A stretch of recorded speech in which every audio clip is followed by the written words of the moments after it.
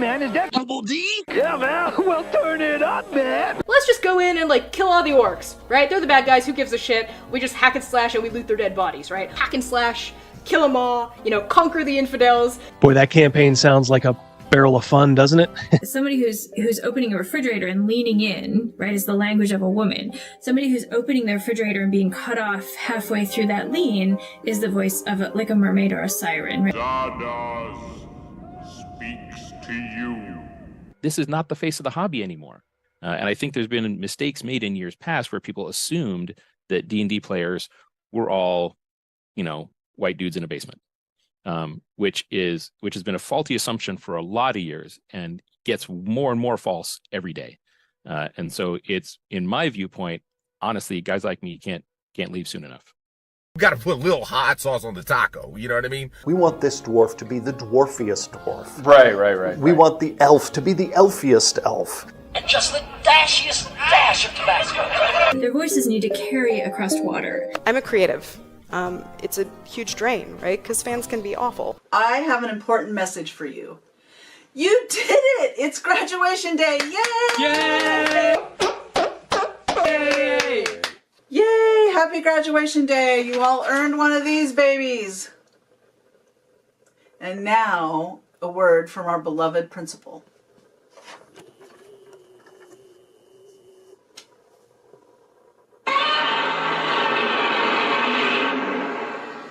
You say white lives matter, they don't. White lives don't matter because white lives aren't a thing. I disagree. I disagree, Gary. Lutherville, Marina Del X, Otisburg. Otisburg? Where's this monster? She's got her own place, man. Otisburg? It's a little bitty place. Otisburg? Okay, I just wipe it off. That's all. It's a little town. Okay. We'll do it live. Okay. We'll do it live. Fuck it. Do it live. I'll write it and we'll do it live. Fucking thing sucks. In 5, 4, 3. Great sandwich. Thank you. I enjoyed having you here. You're a very good co-host.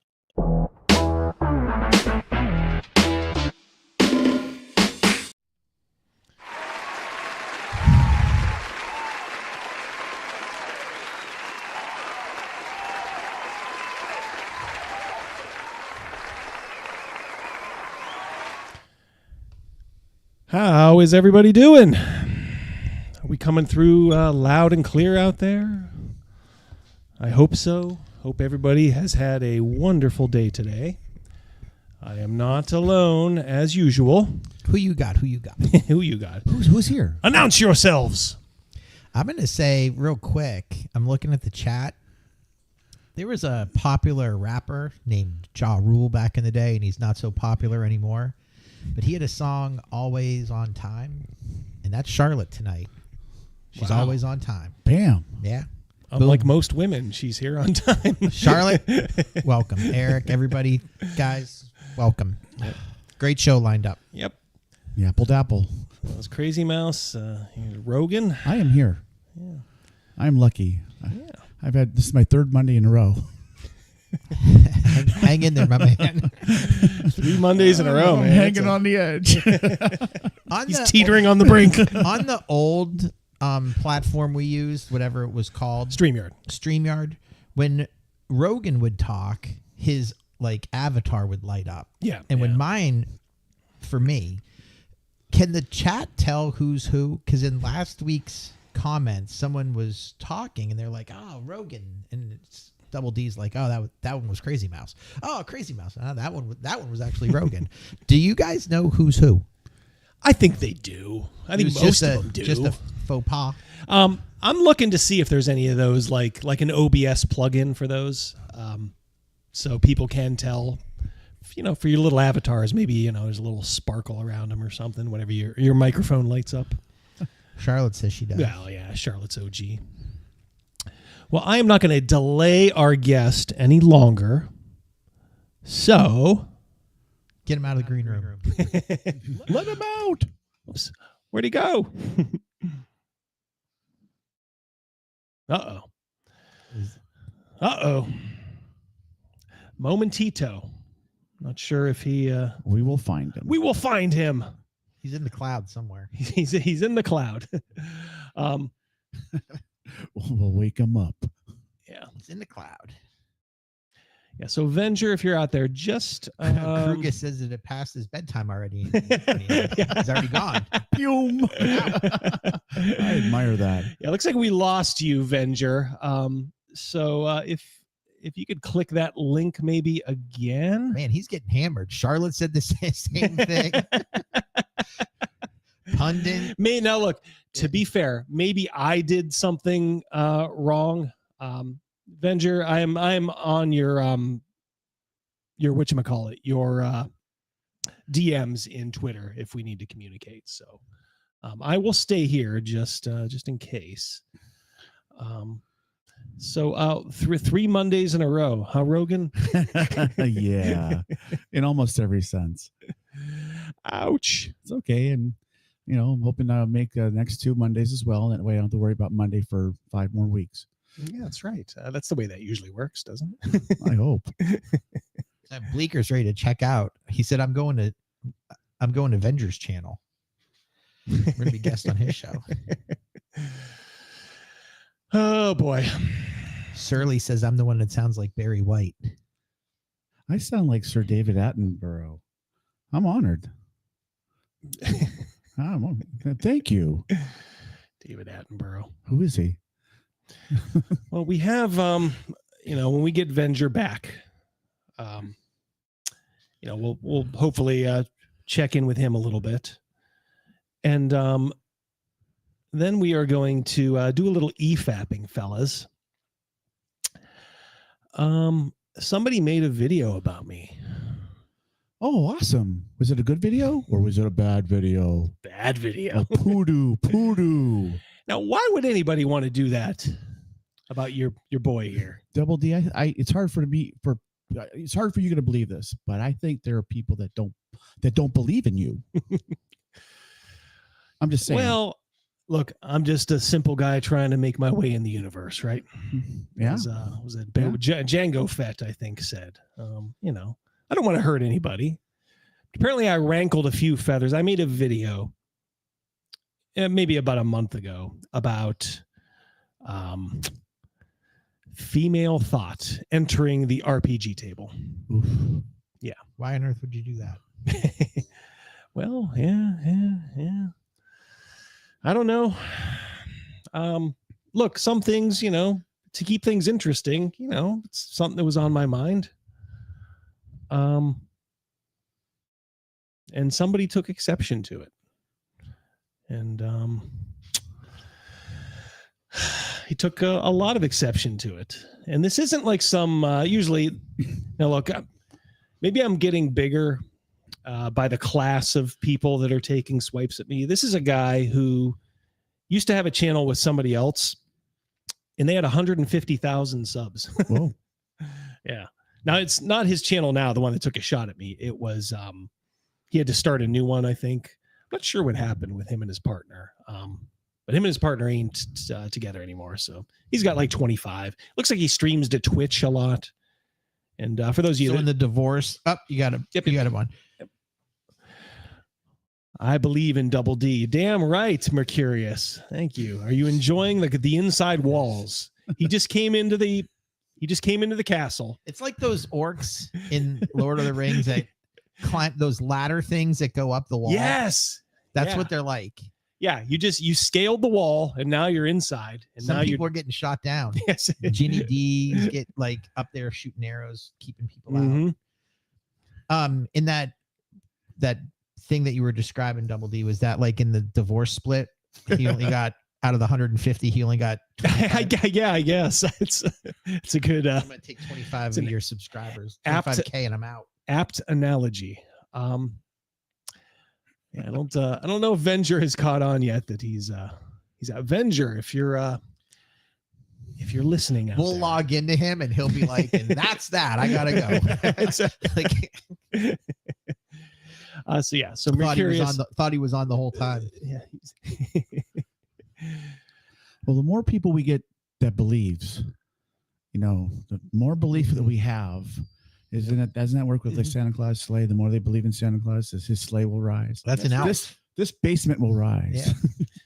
You're only here for Venger, Maliki? What about me? Ouch. I was only here for Venger. That's why I came over to that. Everybody's guys, I don't know what to say. We were in the pregame in the green room, so to speak. And he hit up that craft service table and then he jetted. Yeah, I guess. Who took all the Danishes? I said, sit tight, Venger. I'll get to you. I had to start the show. And I don't sit tight for nobody. I'm out. Yeah, he's like, well, damn. If I have to wait a few minutes, no. Venger's a good dude. And, Do you have his personal number? Can you text him real quick? I don't have his personal, but we DM on Twitter, so we'll find him. Two tin cans and some string. We'll go back to the basic scene. Yeah, Chris Miller says Venger was like that guy at the end of your video, the governor guy, Fetterman. Yes. Hi, good night, everybody. Which is really weird. I know that he just had a verbal faux pas, but it wasn't good morning. Well, he had a stroke. I know. I know he did, but thing, he was just saying, "Hey, yeah. Good night, everybody." Yeah, he'll good morning, everybody. Right. He'll never be the same, and that debate was proof. And people still thought like, I'm going to still vote for him. Rollin' Free. Have you seen the new TTRPG drama about Mr. Max Boivin denying that Holocaust even happened? RPG Pundit post on it. I have seen it, Rollin' Free. Yeah, it's my view. The Holocaust did happen.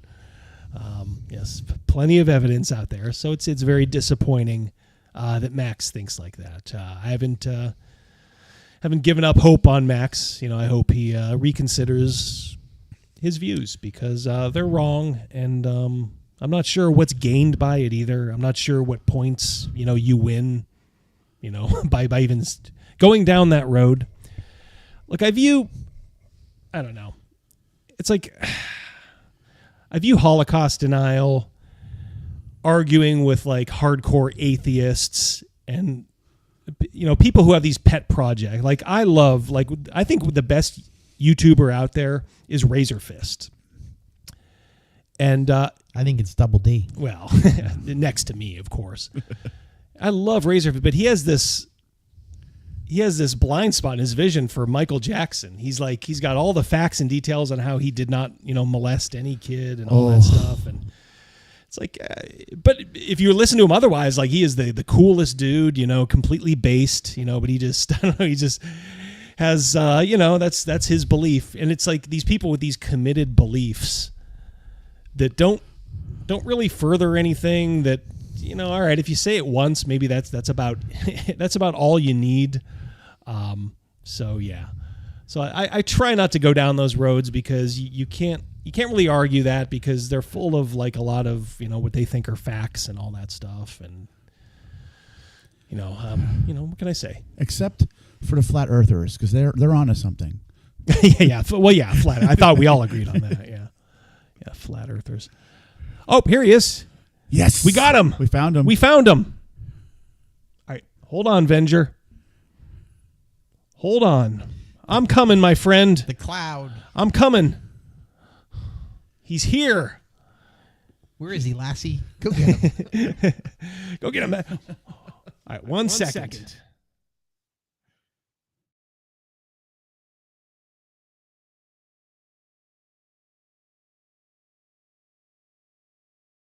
All right. Venger. Hey. He's vacuuming. Can you hear me? I can hear you, yeah. Okay. Do not suck any of the water up, okay? Just stay there for like 5 minutes. All right. Oh, did you have to do fatherly stuff? Oh my God. Yeah. Just stay there. Oh my God. So this guy calls me up. It's a work call because his toilet isn't flushing.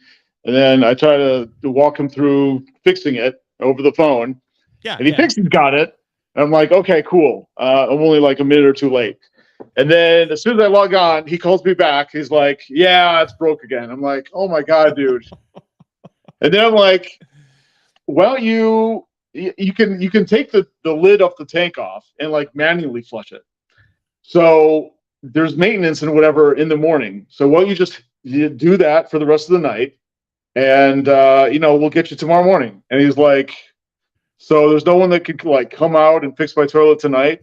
I'm like, "Dude, I'm all alone here with the twins, so I'd have to like get my wife's parents to come over and watch the kids, and then drive over there for a half hour, and then maybe fix it, maybe not, because I'm not like a toilet guru.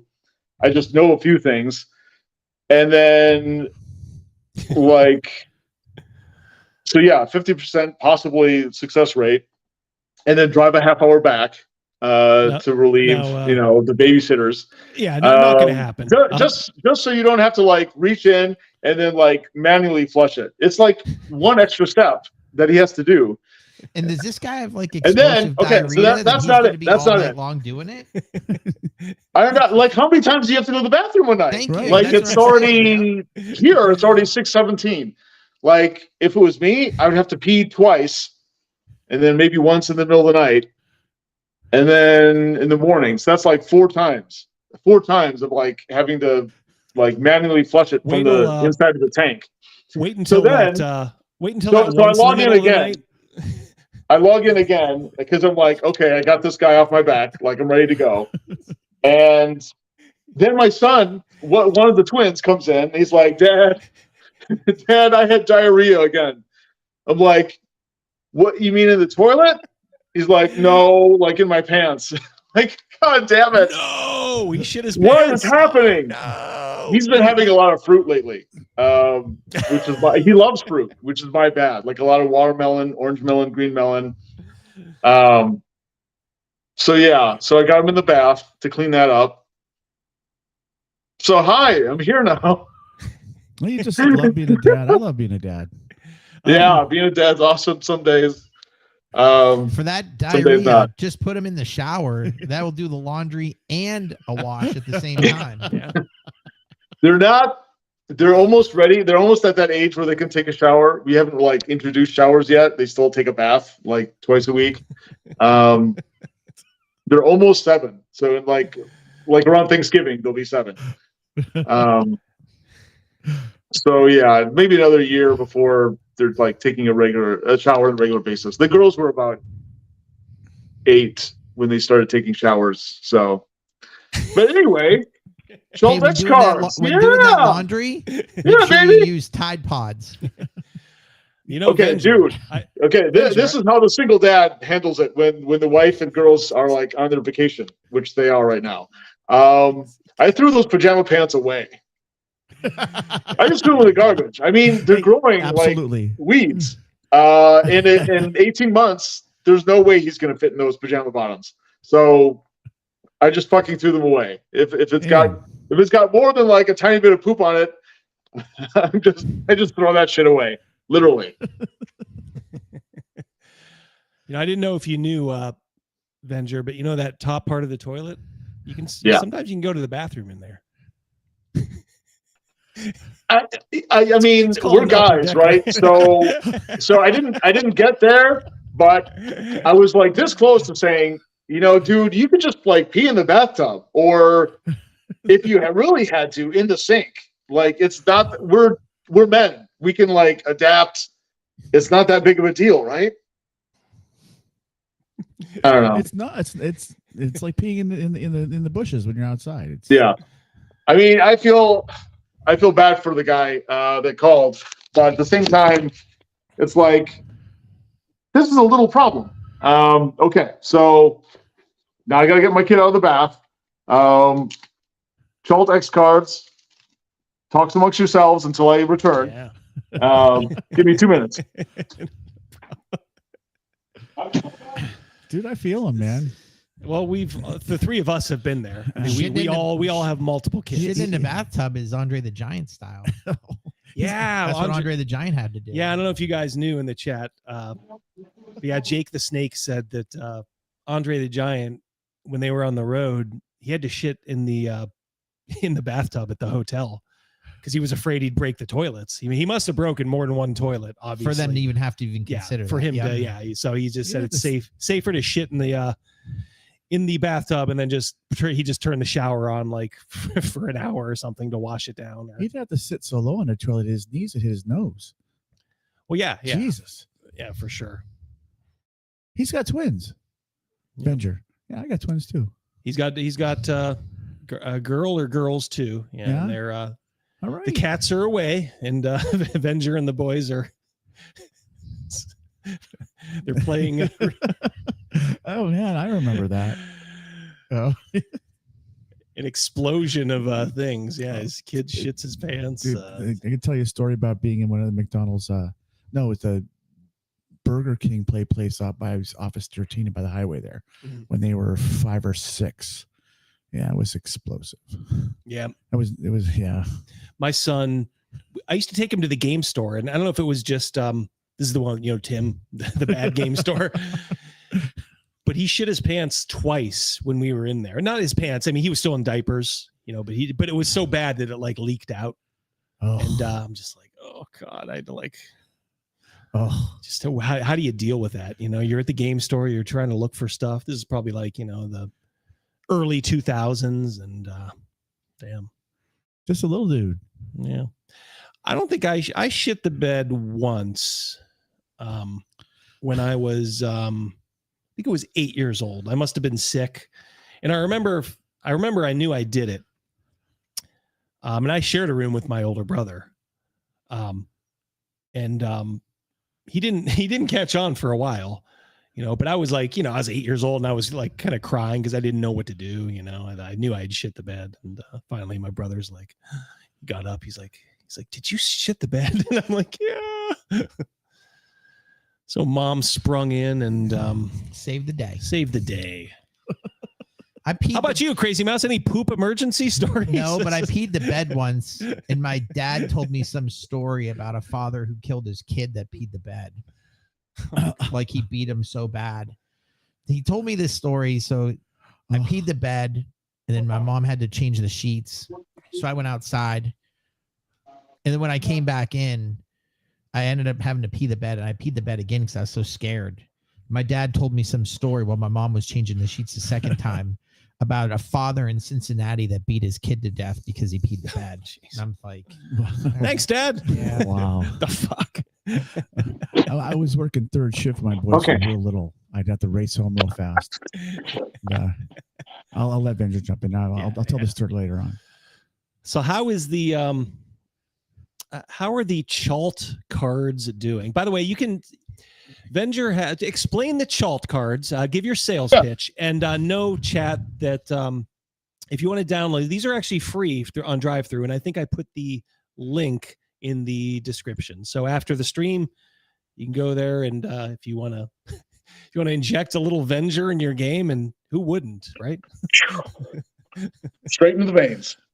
Okay, yeah. Here's the quick elevator pitch. Where X cards, traditionally the safety tools, are to prevent you from triggering players with whatever contents the GM is doling out. These are Chalt X cards, and therefore asking for more of a certain Chaltian trope. So you got, all the things that make Chalt. You got your science fantasy, post-apocalypse, pop culture, and then the backside, I just have the Corthalis meta sigil. What else you got? You got your sleaze, humor, grindhouse exploitation, gonzo, and eldritch. So those are all the things that I use to describe. Normally I shorten it to 4 when I just describe it when I'm typing it out. But those are the 8 things that truly make up Chalt. All right, so your players they're having a session in Chalt, and maybe it's a little down, maybe it's after something happened, and they're just kind of relaxing, retooling, getting ready for the next adventure, but maybe it's taking a little too long, and then maybe one of the players says, damn it, I've had enough. I want some action. So he whips out like the Gonzo card. So what do you as a DM do when he does that? They're just sitting in an inn and nothing's really going on. He whips out the Gonzo card and says, "All right, boss." I would sort of try to take in the circumstances, maybe what has just happened before or what I've planned possibly for next, to like segue into.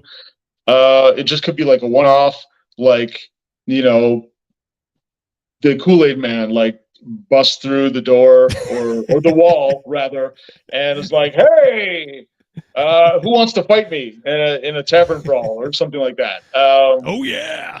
Yeah, exactly. Yeah, as you described, yeah, you could use it for when like there's some downtime and there's a lull, things are kind of slowed down.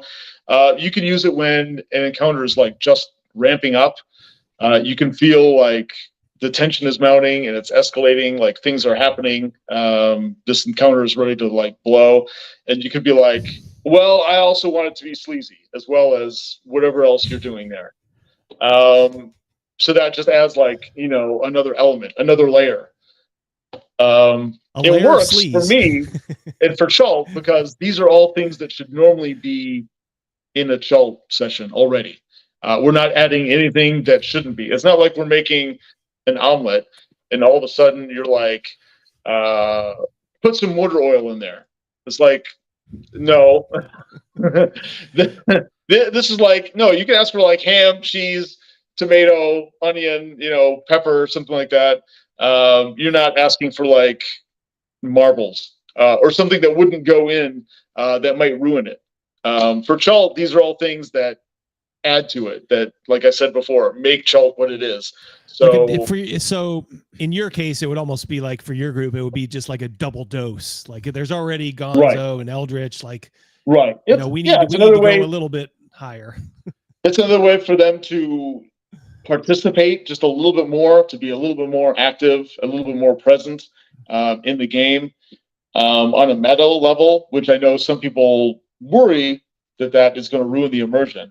But hey, I am the immersion guy, the immersion GM and game designer. I wouldn't do that to you. I wouldn't put out a product that I thought would hinder the chief reason that we even take part in this hobby. Exactly. So it doesn't, from my experience, not just the Chult X cards, but kind of all meta, like talking about the scenario or the game or the rules or the lore, like as we play, you know, we would just take like a 5-second like step outside of ourselves to, you know, talk about like, you know, would sandworms really do that in this world? Or maybe would they do something else? You know, that for me, that doesn't ruin the immersion because we're creating not just a world or a reality, but an entire experience. It's like we're creating a show, like a television show or a movie or something like that. And sometimes you have to talk about like the blocking or the delivery or the costume design or other things as you're making the movie. It's not just like, oh, here are your lines, like just go, because there's another audience watching us. I don't know. Does any of that make sense? It does, yeah, absolutely, for sure. Okay.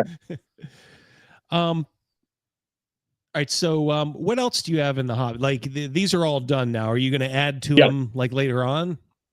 I don't know what's going to happen. I'm hoping for other people's feedback when they use them. I've only used them so far 5 times. The last when I was on Legion of Myth, their 24-hour charity stream. Yeah. That was like the 5th time that I've play tested these cards, and it also worked great. Max was like spamming them. Like I ran like a 25-minute game for him, and I think we got through 5 cards. So it was just like every 4 or 5 minutes. I didn't see that part. Let's do another card. Let's see what happens. What do you got? And I it was worked great. able to catch the very end right as they were going out, like the last half hour. Yeah, they looked like they were all like giddy with I bet. yeah, 24 hours straight. Yeah, punch drunk. Yeah. Yeah, I said it reminded me of the old Jerry Lewis telethons. Oh yeah, yeah. That was a great thing Max did. We love Max, Legion of Myth. He's awesome. Great guy. Yeah, did a 24-hour charity stream for I think the Wounded Warrior Project. Wounded Warrior. Yeah, Wounded Warrior. Yeah. So, but so I'm really hoping that other people use these cards and then let me know how they like them and how they use them. There's a lot of wiggle room and there's a lot of chance for people to personalize them and kind of make them their own. Maybe someone's gonna add like 2 or 3 additional cards to my 8, and they use them that way, or maybe they only use them, at certain times in a session or for special sessions. I don't know, but I'm anxious to see what kind of feedback I get, and that will probably determine what happens in the future with the 12X cards. It just seems like a fun little thing. I mean, I don't worst you could do is just download the PDF and just double side print it on on cardstock and just right. And it includes like printable ones that you can have for yourself. I made these little babies myself, and I made a few sets for a few other people too. That they appreciate, people that are running Chult games on their own and really wanted to experiment with this. So it's been cool, and of course we're gonna have these at Vengercon in July. Yeah. That's a given. Looking forward to that already, because that's the whole weekend of awesome gaming. There it is. Friday, July 19th, Saturday, July 20th. Sunday, July 21st, 2024, Hilton Garden Inn, Sun Prairie, Madison, Wisconsin. If any of you that don't know, I will be there. Me and probably Mrs. D, and I believe Rogan. I'm planning on going. In fact, Rogan, and we already made our hotel reservations. So we're in. Currently, I'm on a bench on the corner.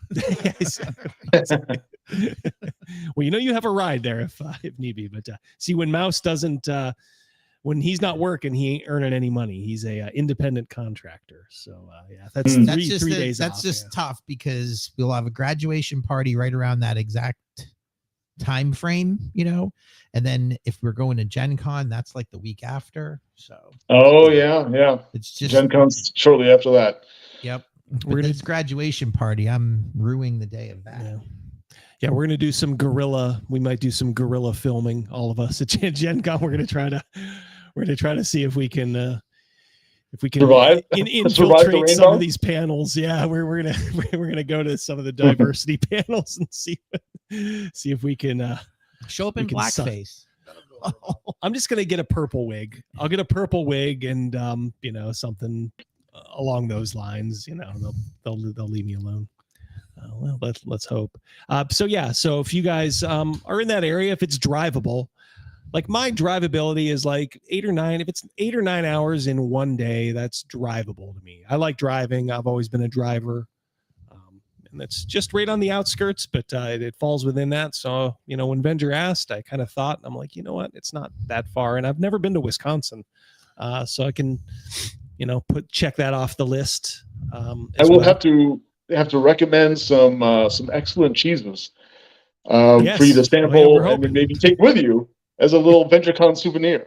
Yeah, my wife will appreciate that. She loves to cut the cheese, as they say. I literally have. Do you guys have a Hy-Vee store? Do you know what that is? Hy-Vee, is that like a national? Okay, it's a chain, a grocery store. Not here. Right. Is it like a convenience store? It's a grocery store. So it's like a full grocery store. It's a cut above. It's not Whole Foods, but it's better than like Walmart or whatever. Right. And I literally yesterday special ordered a certain kind of cheese that I was getting at another grocery store that they, for whatever reason, just stopped carrying or discontinued. So yeah, I guess I belong in the state because I'm fanatical about, or very picky about cheeses, and I was just like, "Can you get me this cheese?" And they said, "Yes, it'll be here on Thursday." So tomorrow I'm going over to Hy-Vee and I'm going to collect the cheese that I special ordered. How many pounds did you have to get? I'm not sure. I get it in these like little squares. Mm-hmm. That each square lasts me probably like a couple weeks. What do you So I use with assume the it's going to cheese? come in that quantity, and I'll probably buy like 2 or 3, What do you use just for so it? I have some in reserve. What's that? What do you use it for? Well, this is kind of an interesting. It's like a Greer, but it's also like garlic and chipotle. That'd be So a it's good got mac and cheese. a Does lot it of melt flavor. good? It does. I So mac usually and put it. cheese. I usually layer it, like I'll cut it and then I'll layer it on this pretzel bread, and then I'll put it in the oven until that melts, and then just take it out of the oven and eat it. Yeah. The Jim has a $5 super chat. Thank you so much, Jim. My instinct with the Chalt cards is to treat them as a spendable resource. Interesting. Spend a card to add that story element to the scene or something like that. I kind of like that idea. What do you think, Venger? Yeah, definitely. Judd had a great idea. After he read the PDF, he said, well, okay, so backing up just a slight tad, I use Divine Favor as like a meta currency in my games. It's like inspiration, sort of, for 5th edition. You can just spend it to reroll any of your dice. So his suggestion was, if the story additional trope helps you in some way, then you would spend a Divine Favor to make that happen. But if it would complicate or hinder or become, an obstacle or a nuisance or give you disadvantage or something that would help the adversary, then you would gain a point of Divine Favor for stimulating that Chalt X card. And I thought that was a great idea, because then you can kind of control, and it gives, it could either give the game master or the player control, or a way to mitigate if this advancement of the story, and it doesn't have to be like a big deal. It could just be like a detail, like the quest giver gives you a scroll and someone plays Eldritch card, and maybe the scroll has like little tentacles all over it. Maybe that gets incorporated later in the story, and it builds and it adds something. Maybe it has a snowball effect, or maybe it's just a one-time detail that really has nothing else to do with the adventure or the campaign. You don't know, and that's part of the fun too. You just don't know until it happens. Cool. Yeah, great fun, guys. Just check it out. Like I said, after the stream, go there, download it. I mean, what do you have to lose? It is free, free. And thank you so much, Jim. For free. Well, before we let you go, Venger, I want to get your take on something here. Yeah. All right, so let's see if I can make this bigger. Ooh, spicy. Yeah, spicy. So let's see if I can interact with this. Yeah, I guess I can. The 12 Days of Triple Xmas, a Christmas role-playing game for couples. That dude's got some abs. Oh. That's made $130,000. $130,000. Damn, okay, I'm behind on my car payment.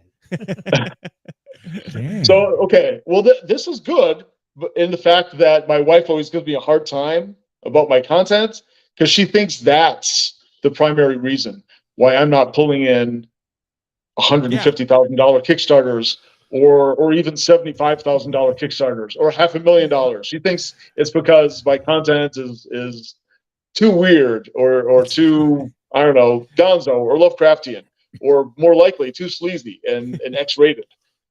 Apparently, no. Apparently, I just suck. It's that you're a Republican.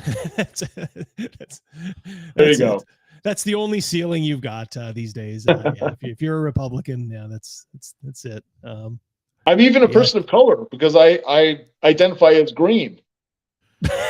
So I don't even have that going for me. I got your back on that. Yeah, we'll vouch for that. Yeah, absolutely. Yeah, I'm not sure. I guess these are 5e compatible or 5e compatible, right? So that probably explains a lot of it. Is that a preview button? It is. I don't So think the other thing that jumps out at me is like, why? I can understand the time of year, but other than that, why Christmas and adult sexy? It's triple X rated odd, gaming. Yeah, it's an odd thing because you don't normally think like, oh yeah, Santa, elves, porn. I mean, you can do a search for that at Pornhub, and you will get some. Yeah, it will populate a few selections, but after like a half a dozen, maybe 8 or 9, it's like, what else is there? Exactly. Yeah, how many? Well, you said don't normally. That's the word right there. Normally, unfortunately. Exactly. Well, here's the creator, Phoenix Gray. God bless her, I guess. Is she a porn star? Her name sounds like she's a porn star. I thought it was at least like a cam girl. I think you're thinking of maybe like that Satine Phoenix. Maybe is that the one we're thinking of? Well, they all share. They all share like names. Like the new girls borrow bits and pieces of the names of like former porn stars. Like I think that's kind of how it works. So yeah, you got like the Phoenix from Satine Phoenix. You got the Gray, like Sasha Gray. All we're missing is like Phoenix Jenna Gray, and then you'll have like the triple threat. See in our day, Venger, it was which Lynn are you on? Is it Amber or Ginger? Right. Exactly. And then there was the third one, like the Fredo of the bunch. Wasn't it Porcelain? Yes, there was. Yeah, there was a Porcelain. Yeah, and you're right. She was the Fredo. Couldn't hold a candle to the other two. I don't remember what she looks like, but guaranteed, if I was single and she was like. Look like then, like she does now, I'd be down. I'd be down to clown. Jeff Hatch. We have a super chat from Jeff Hatch. $5. Thank you so much, my friend. The type of woman who would play this would be crazy or would look like a random dungeon encounter. Yeah, maybe. I'm going to guess probably not too crazy, Jeff. This is for normies, I believe. It's for normies who want to add a little spice. Because I think there's like, well, let's read a little. Lewd Dungeon Adventures presents 12 Days of Triple Xmas, the largest campaign book we've ever produced on other one. Jeez. 12 adventures designed to each be completed in a single session. The game was created to spice up your holiday season, choosing daily whether you want to be naughty or nice. It's played by, like most games, using a mixture of maps and theater of the mind. But that wouldn't be too fun. To create a fantasy adventure experience design. Well, what's worse than describing sex in a role-playing game? I don't think there's much worse than that. Okay, I can speak from experience. It's actually not that bad. What? Oh my God! As his boy comes in. Dad, what are you talking about? I think we have another throw away the pajama pants issue. So I will be back. I hope. I was gonna let him slide, so we didn't have to worry about it. It's so funny watching him do daddy issues. Well, apparently on Amazon, this Phoenix Gray lady has a whole bunch of stuff published. Oh, really? Yeah. Yeah. Well, good. More power to her. Yeah. I got nothing against this. I don't want it. It's not like I want it removed. Like I'm a prude or anything. I just couldn't see how this should be, worked in. The game is divided into 3 modes. Triple X, the couples version. Oh yeah. A drinking Drink game and base. Yep, I see it. The sober version. This mode requires imminent activids to move the story. Yeah. Yep. Friends version is drinking, requires the hero to imbibe alcohol, sometimes play drinking games to move the story along. Yep. Sober one, where you just make die rolls, I guess. Doesn't sound very fun. What is this? Snowball. Well, here it is. Intimacy. These are intimate acts required to move the story along. They can involve anything from performing a specific position, oh boy, to appease someone with a quest item, or executing a series of intimate tasks. So is that as simple as, yes, you can have the secret scroll, but you have to give me a blowjob first. It's like, it'd be like Twister. Yeah. Is that a James the Magical? Is that a plushy butt plug? I don't know. Yikes. Hero deaths. Death is a big part. Heroes in the game are immortal, but they can only be revived. I thought it was for a second. I thought it was said immoral. The heroes are immoral. They can only be revived by performing specific intimate acts with their deity. What? They can only be revived by performing specific intimate acts with their deity. Get over here, Lola. Yeah. You're looking particularly fine this evening. Hop on pop here. Wow. We use a chart and a die 20 to determine what intimate act the hero needs to engage in each time they die. Chris Miller says, Sir Lancelot. That is funny. That is funny. Oh boy. Bartering. Double D, maybe I'm just getting old. It's amusing. It is amusing. But if I'd sat down and somebody said, okay, guys, this is what we're going to do. But like, I don't know. I mean, it's for couples. I guess the chat is open to their interpretation. Is it like a DM in a couple, or is it like just a one-on-one role-playing game? Mm-hmm. I couldn't imagine. Let's take my godchild out of the scenario. Are we playing this on fucking Friday night? Yeah, exactly. Right. I don't want to see Stern with his shirt off. Or Gavin.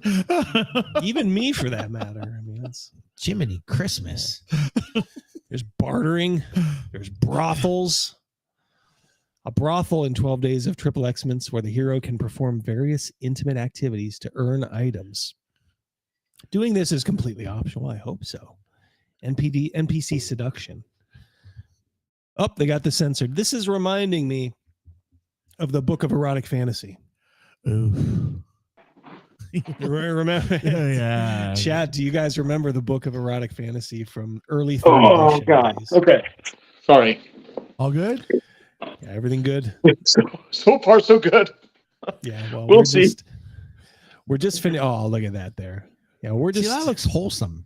That looks like a Christmas card. It's AI. It's got to be AI art there, right? I mean, that's got to be AI. Looks like Waldo. Yeah, it does. Trying to think who the guy looks like. Adventure Hooks, the Christmas Quest.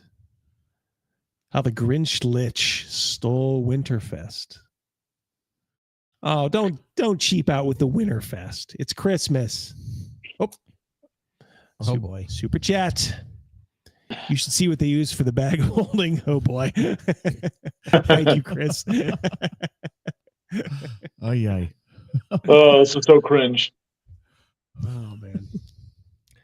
It's like they want to appeal to Christmas and but then they use stuff like winter celebration. How they stole Winterfest. Yeah. It's like the woke companies that try to milk Lovecraft's Cthulhu mythos, and then complain about like, oh my god, he was so racist. But yeah, exactly. But you're using his IP, so like, shit or get off the pot. Literally, in my case. Well, yeah, I was gonna say in your case. Well, listen, Venger, we've had you for a better part of an hour. We're going to let you go wrangle those kids before you have to spring into action for any more poop emergencies. Yeah. Meanwhile, the wife is blowing up my phone. I've got to fill her in on the excitement of the evening. Oh yeah, yeah, for sure. Thank you for having me on. I appreciate it. Thank you everybody who's already signed up for Vengercon 3, Revenge of the OSR. If you haven't yet, please follow the link somewhere. I don't know if it's in the description below, or you could just. I think it is. Or you could just Google Vengercon 3, or go to my blog, Venger's Old School Gaming blog. You'll see the thing that'll take you to the info and the badges right there. And thanks for talking about the Chaltex cards, because these are the cool thing that I've been experimenting with, and I think they've been pretty awesome for our games. And I hope they are for yours. So give it a shot, you guys. Yep, totally free. Free. Just got definitely worth the download. And a significant amount of people, like probably almost 500 people, have already downloaded it. That's cool. Which is really good because they've only been around for like a week and a half. Yep. So that's pretty good. Spreading. Word is spreading, and a few more people are making videos and blog posts. Jeff Reintz said that he was gonna put up a blog post about him soon. So hopefully he comes back out of hibernation, and he said good things about it too, because he was like, "Yeah, these seem pretty cool. I want to talk about them." So I was like, "Sweet." Okay. Right. Yes. Enough of that. Thank you, brother. We'll catch up with you sometime in the near future. It was great talking with you. Great talking with you, buddy. Yep. We'll talk too. soon. All right, Venger. Take care. You too. Peace. See you guys. Peace. Rest of you guys Peace. stick around. We got a lot of more here. A lot of more. How tall is Venger? I think Venger's pretty tall, actually. He looks tall. I was gonna ask him, but I didn't want to. I think derail the whole show. But he looked like when he stood up, he towered over his chair. Yeah. I want to say he might be taller than me. That's you guys maybe don't for scale. You may have seen like in the Holy Diver. I'm a pretty tall guy. I'm 6'4". Surly says 6'8". You big leaguing me? I think that's correct. Yeah, I had heard somewhere. Yeah, I think he is 6'8". Damn. So yeah, he looked tall. Yep. I'm looking up to him. I don't look up to many people. I'm gonna be looking up to Venger. So yeah. I think he's maybe look at Surly. Surly says he is big. But I know I had heard he's pretty tall. I'm still gonna get him back here. I'm gonna stand on that. The awful towel, Cal, nice Iron. He's really 5'5". Yeah.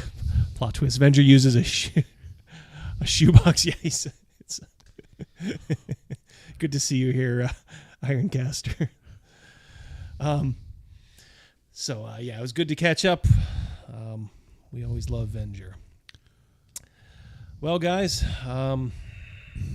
should we get into the rest of the show? Let's do this. All right. I don't want to say the meat of the show because that was the the second. Yeah, that the was second course. It's like the Feast of the Seven Fishes in the Italian thing. That was just like one of them. Yeah. Surly says he had a neighbor that was 7'1". I delivered some DoorDashes to. We have a fancy apartment complex in our city called the Hammocks, and we have not an NBA team here, but a farm league team in here. And I delivered some DoorDashes to the apartment complex that they live in, and you think like you see somebody that's tall. And like Double D is tall, 6'4", but like when I see him in public, I'm not like, holy shit, he's really tall. Like these people, like you're like, oh my God, these guys are giants. Like, 7 feet tall is a tall person. Yeah, when I look up to somebody, I get a taste of, I guess, what a lot of people, when they see me, look, I mean, when they see me, they're like, holy smokes, look at that guy.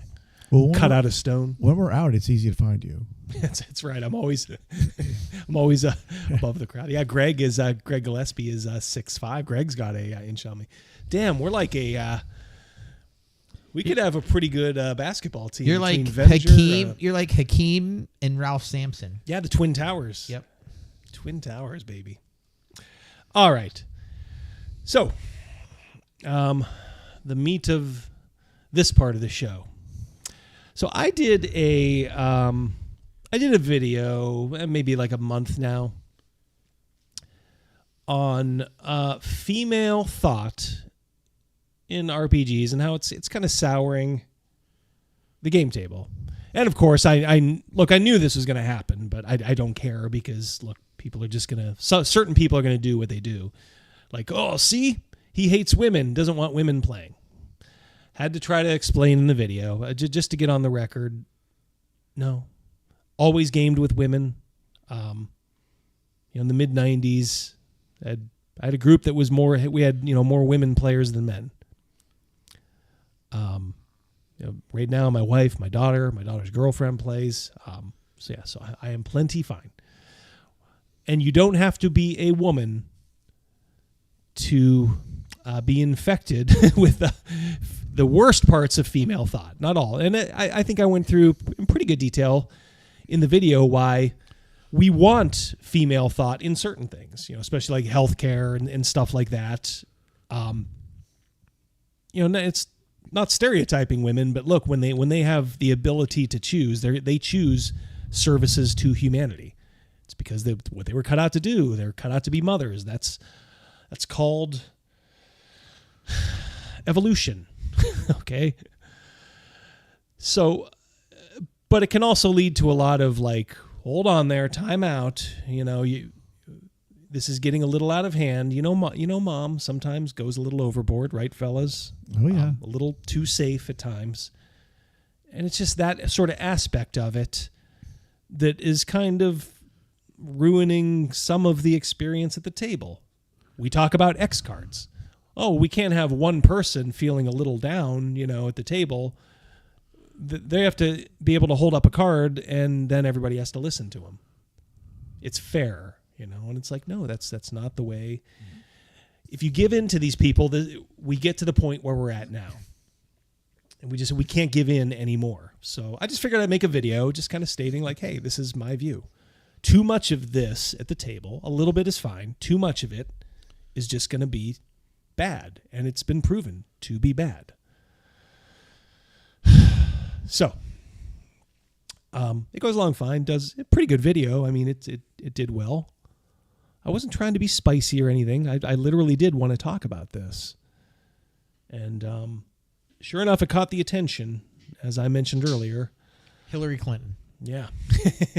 Well, I'm sure this guy thinks like Hillary Clinton. All right, so there is a YouTuber. His name is Actual Jake, who did any EFAP of it, which is fine. Hey, YouTubers got to eat too. So I certainly don't have a problem with it. But just know if you're interesting enough, and I think me and my boys here can have a little color to add to it, we're going to do likewise. We're going to EFAP the EFAP, Inception wise. Bring that shit to me. Yes, as I described, I'm going to give you guys a little amuse-bouche of when he had his channel with. Now the guy's name was Hugo, okay, and I think Hugo transitioned into Hannah, and they were just kind of commentators. They're very millennial, as you'll see here. Okay, so I'm just going to start it up. Hello, everyone. So this is not the video on me, but I want to give you guys a little taste of where we're at. This is not the guy who did the video on me. This is probably looks like Hannah here. It used to be Hugo, but they're still calling him Hugo, so I'm going to refer to him as Hugo. I am Hugo. And I'm Jake. We just talked. That's our boy, Jake. Husky boy, right? Little husky. Yeah. All right. Yeah, he's a bit of a neck beard. He's got the hard part working. Yeah. All right. So, like I said, just wanted to give you a little taste of maybe what they're all about. Very, very millennial. Very millennial. Casually. Yeah. Very natural. Super cash. Anyway, Welcome back. Today we're doing another Ask Hugo. This is the first Ask Hugo of the new set. New Studio Hugo Askings. We'll workshop it. Anyway. See, I did that little laughter in the background. I had to add a little value to this. I'm waiting for the thrill. I ain't finding it yet. Come on. Going through it, I'm like, well, I might as well make it somewhat entertaining. Make it like a sitcom. Yeah. Bring on the heat. Let's bring it. Yeah. So a lot of that kind of humor, like pregnant pausing, and then ending like this. God, I hate that. Oh, don't ever do that, guys. I don't care if you're a millennial or not. Don't do it. Don't do it. You know who you sounded like right there? There's a YouTuber out there for cooking. His name's Uncle Roger. you know who Uncle Roger is? Yeah, I know who he is. Yeah. I do not know. He'll always say like, "Don't do that. Don't do that." Double D just did that. Yeah. Don't do that. You're just like Uncle Roger. Is he the one that yelled emotional damage? No, that is not the emotional damage. But he is a chef and a comedian. And Uncle Roger, he's very funny. He's very funny. I'll have to check him out. I will definitely check him out. All right, so I think I just did one question they took. Apparently they had a thing like Ask Hugo. Like, gee, let's find out what a 30-year-old thinks. You know, I think this is like 4 years ago. You know, a 30-something. You know, because as we all know, 30-somethings know everything. Panther watches them. Hiya! All right, now I definitely gotta watch it. All right, so let's continue. Here we go. Not your lord. Dear Count Corn Jake and Hugo the Happy Hermit. Okay, so that's another thing I should take. This Jake guy has this weird, like corn thing going on. I'll show you in a little bit here. But he like works corn into his new channel. I can't explain it. I don't know where it comes from. I even asked somebody who I think used to maybe watch these guys back in the day, and they're like, "Yeah, I don't know what the hell where that comes from." Now, corn is not a proxy for another word, is it? That's what I was thinking too. I even asked that person. I'm like, "Are they talking about porn?" Like see, he's in a corn costume. Ah, so when he was little, his parents used to say, "He'll grow out of it." He'll grow out of that. He never grew out of it. Yeah. Yeah, so. Someone asked Corn the band, but no, Corn the band has nothing to do with corn on the cob. Yeah, corn with a C. Yeah, it's corn with a C. Yeah, and he's got the motif on his channel banner and all that. It's just weird. It's weird. All right, so let's see what they're saying here. We could make that. That could be. I feel like that's a good puppet show. Count Corn Jake. I'm like, blah, I want to have your cash crop, and then we're gonna get sued by Sesame. Like that laughter in the background. You did that? These guys get 150,000 subscribers for content like this. Oh God! No, it's all the people with the corn fetish. Yeah, I guess they're safe. I didn't realize that was a thing. Safe Ferris. They don't play D&D. They play cornhole. James the Magical says, "Talk about mazes and monsters." Am I right? Now that's a Star Trek. You can't have a vampire Travis puppet. Says it's from bots. It must be. Has to be bots. Yeah, like fake people that. Oh, I see. Oh, I see. I was still stuck on the corn thing. I'm like, what does corn have to do with bots? Oh, I see. Yeah. You know, I mean, a lot of their stuff's old. Like we're talking these guys got together, I think like 10 years, 8 or 9 years ago. Hard to say, you know. Are they a couple? They're the couple that split up. By couple, I don't think necessarily they're romantic, but they're a team. Yeah, they were the team. Yeah, for sure. Yep. Jake on the cob. Yeah, so it definitely could be bots. But you know, no, I mean they got some views. Here's the thing. This Jake guy here, he's made, I think with his partner and without, he used to make like a lot of atheist videos. That's why I said earlier, it's hard to argue with people who have a pet project that's just really outside. Because that picture behind him, is that Jesus? It is, yeah, hugging the two of them. Yeah, so he's obviously, he likes to poke fun at Christians. He likes to poke fun at Jews. He's just one of these guys. He's, I think, as we would call him, an asshole atheist. Look, there's plenty of atheists out there who are perfectly great people. My one brother is mostly just atheists, like Adam Carolla, but they don't. It's just like, yeah, I'm not real religious. Okay, I understand that. Then there's the people that just make video after video after video, like pouring through the Bible because they have to be right. And it's like, oh, I see what you're the kind of person that has to,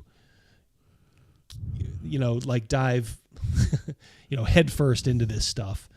And you have to be proven like right. That's the most important thing for these people is just, oh, I got to be right. Atheist is the label he uses to hide who he really is. Yeah, and it's like I know they pretend to, bothering my OCD here. Let's just say they have a lot in common with the folks who they try to castigate. These really, really far right, religious folks who, maybe go overboard.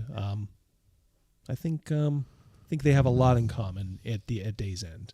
It's like the way the same way the SJWs now that are destroying D&D have a lot in common with Pat Pulling, the bothered about Dungeons and Dragons crowd in the 1980s, the Satanic Panic, very, very similar. Let us continue. It's a count. Yeah, the count exists. Well, I'm not going to count. That won't be my bit. Okay. I'm literally going to suck corn cobs dry. That's a little sexual, a little more than I thought. And then Hugo the Happy Hermit, it could be like Oscar the Grouch, but in a house, not necessarily that grouchy, just wearing, are you wearing pants? No, those are shorts.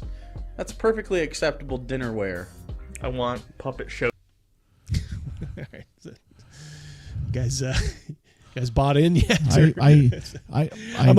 My friends have this stone look on their face. Like, I think Crazymouse is onto something. The viewers that they have were purchased. Yeah.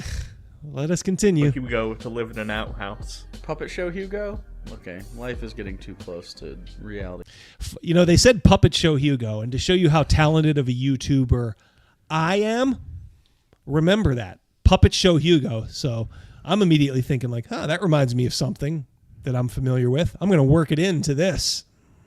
You are a dummy, Hugo. All right. Did you like that? Oh, there's an MST3K with a dummy called Hugo. So whenever Hugo says something stupid, I can, say that he's a dummy. Do you life is getting life too is close, too close to reality. Yeah, you're right. Shh, ignore. Do you have any concerns about? Yeah, Muppet. He needs a bigger shirt. It reminds me of that video we just watched the other day. Yeah, well, your shirt's 6 sizes too small, fatso. Overpopulation. The large North American aquifer that used to be for much of America's agriculture water is drying up. The Amazon will likely become a large plain in the next decade, so it's not impossible to believe that food shortages could happen, at least unless Chinese control of Africa doesn't go according to their plans. Yeah, population's already, I think, a concern. Okay. Just wanted you to read that a little bit. Okay, so I think overpopulation is obviously going to be an issue as climate change exacerbates issues in regard to like food growth and population those are centers. Directly correlated. Yeah. You only have a population problem until they can't eat food, and then the population goes back to where it can hold because people die if they don't get food. People die if they don't get food. It like literally informs. You guys get that? He doesn't know anything about that. Look at him. Yeah, so it's just garden variety idiocy. Like, oh, the overpopulation's a real concern. As smart people in the world will tell you, the Elon Musks, they'll be like, absolutely not. No, it's actually falling fertility rates in Western countries that are a jarring concern. Yeah, jarring concern. Fertility rates in China, fertility rates everywhere because nobody wants to date women anymore because Japan, Japan, yeah. Japan. I don't want to date women anymore. Oh gosh, you ain't alone, and it's a brewing tragedy, and these people, it's almost like they're just saying like, it's the opposite. Yeah. What are you talking about? The Amazon is going to be a plane in a decade. Would you like to bet 10 grand? Either of you guys have 10 grand that you could bet with. What's this guy's favorite Little Debbie snack? He'll bet that. Yes. Those Christmas tree cakes, box of snowballs.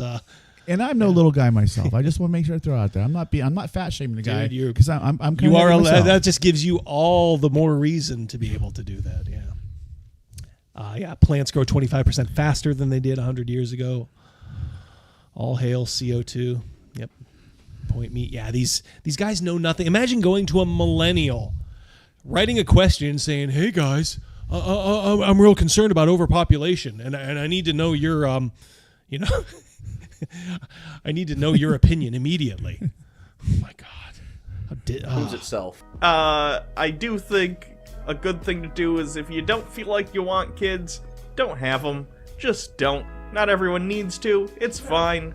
Not everyone needs to, especially guys like you. We all have kids. We're passing our seed down. So you guys, don't worry about it. Our seed is strong. Yeah. Charlotte said that they have a YouTube award. Is there one in the picture or something that I missed? Like, how does she? Yeah, there's probably for hitting like 100,000 subscribers. Okay. Yeah, 100,000, I bet, or maybe 150 or something in their case. Like I said, they were pretty big. I mean, as you can tell, doesn't take much. Live your life and enjoy it. Charlotte says it's on their table. And if you can have Thank you, kids, Charlotte. maybe only have like 2, as many as you and your partner. More than that, you're selfish. Probably. Just keep it in your pants or wrap it up. You are a dummy, Hugo. You're getting to a point where maybe they're not going to have the best existence. Yeah. You know, like if you fuck right now, right? We're gonna hear Jake the futurist here. Oof, bring it. All right. Hope you're sitting on your hands, ready to spring out of your chair and applaud. When they're your age, whatever age, 20 years from now, 30 years from now, whatever, do you want to be starting life 30 years from now based on the trend? I don't think I would want to. I think we hit the fucking jackpot. We got cool shit like NSYNC, Pogs, 9/11. All of these things happened because we were 9/11. That's millennial humor, Crazymouse. It's funny to talk about 9/11 and make jokes. It's so funny. We had 9/11. Yeah. So that is what you get with these two. I will pop it off there so we can get into the main course here. Wowie zowie.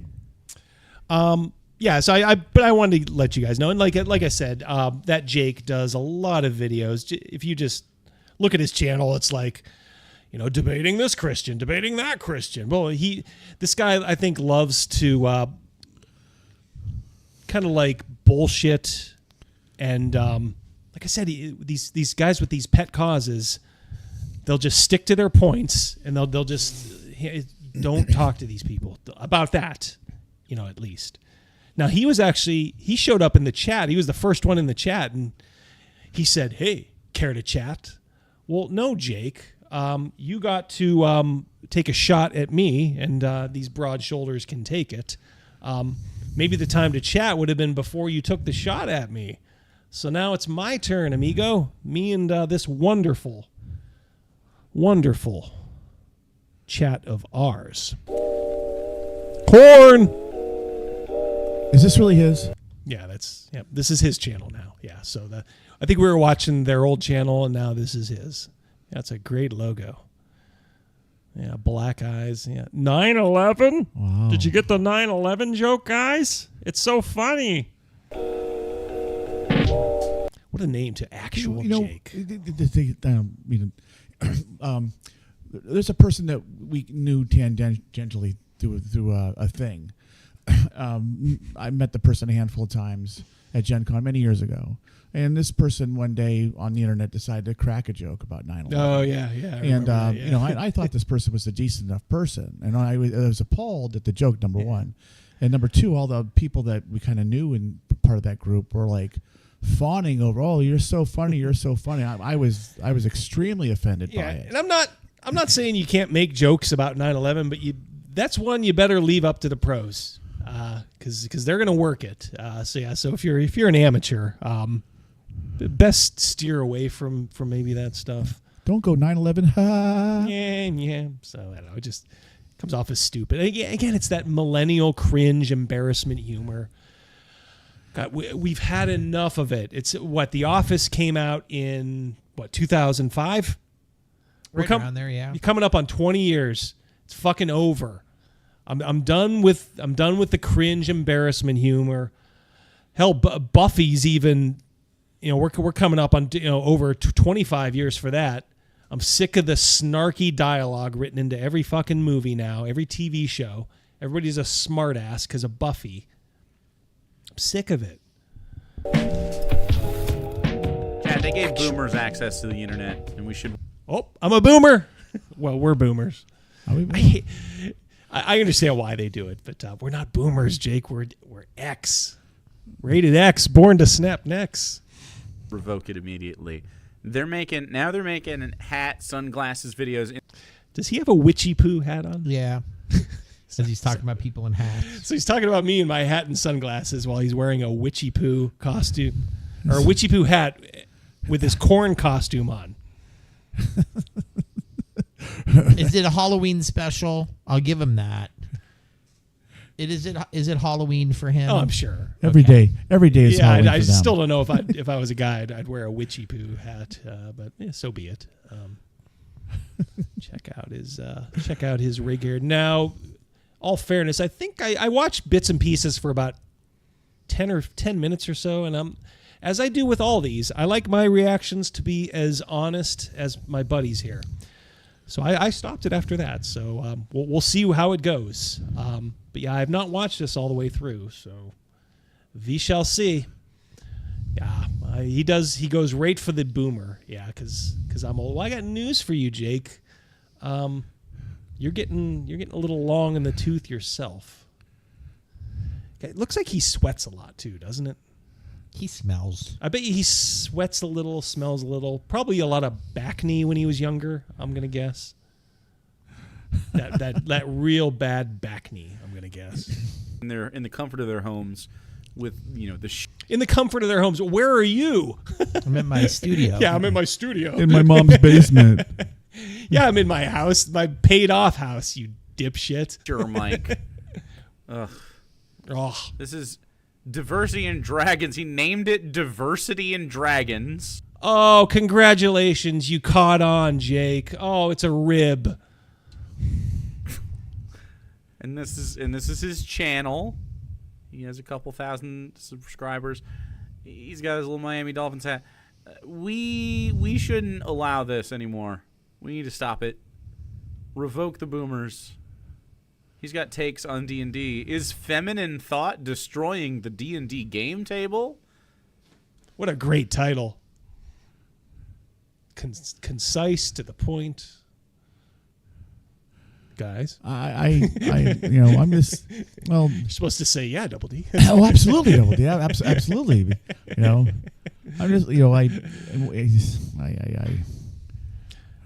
Yeah, so we're not off to a good start. It's all about I actually kind of feel bad because I don't think he's done. If you look at his stuff lately, he doesn't do many of those as annoying as those atheist videos were and these debates with people. It seems like he goes more for this low hanging fruit. And I understand this because people will do this with me. They'll be like, "Hey, did you see this video?" Or "Hey, did you see this? I'm going to shoot this your way." In fact, that's how I found out about this guy named Luis, on a Twitter follower. Thank you, Luis, for showing this to me. And I thought it was going to be entertaining enough. Now, look, not everything is entertaining enough. It must have been entertaining for him because guess what? Double D sells. I looked at his recent videos over the last couple weeks. I think this is his highest viewed video. There you go. It's the power of me. Power of boomers, Jake. Yeah, I'm sure this guy is just fantastic to play with. Well, guys, you've been playing with me for 20 years. Fantastic to play with? Is that what he said? Yeah. Yeah. D&D. Yeah. Well, am I? Yeah. Fucking A.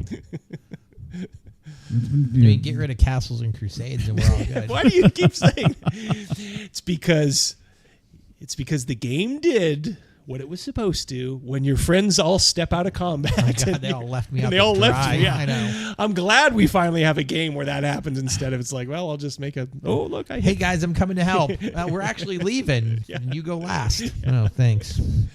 See, that's I want games like that now that punish you if you make silly moves like that.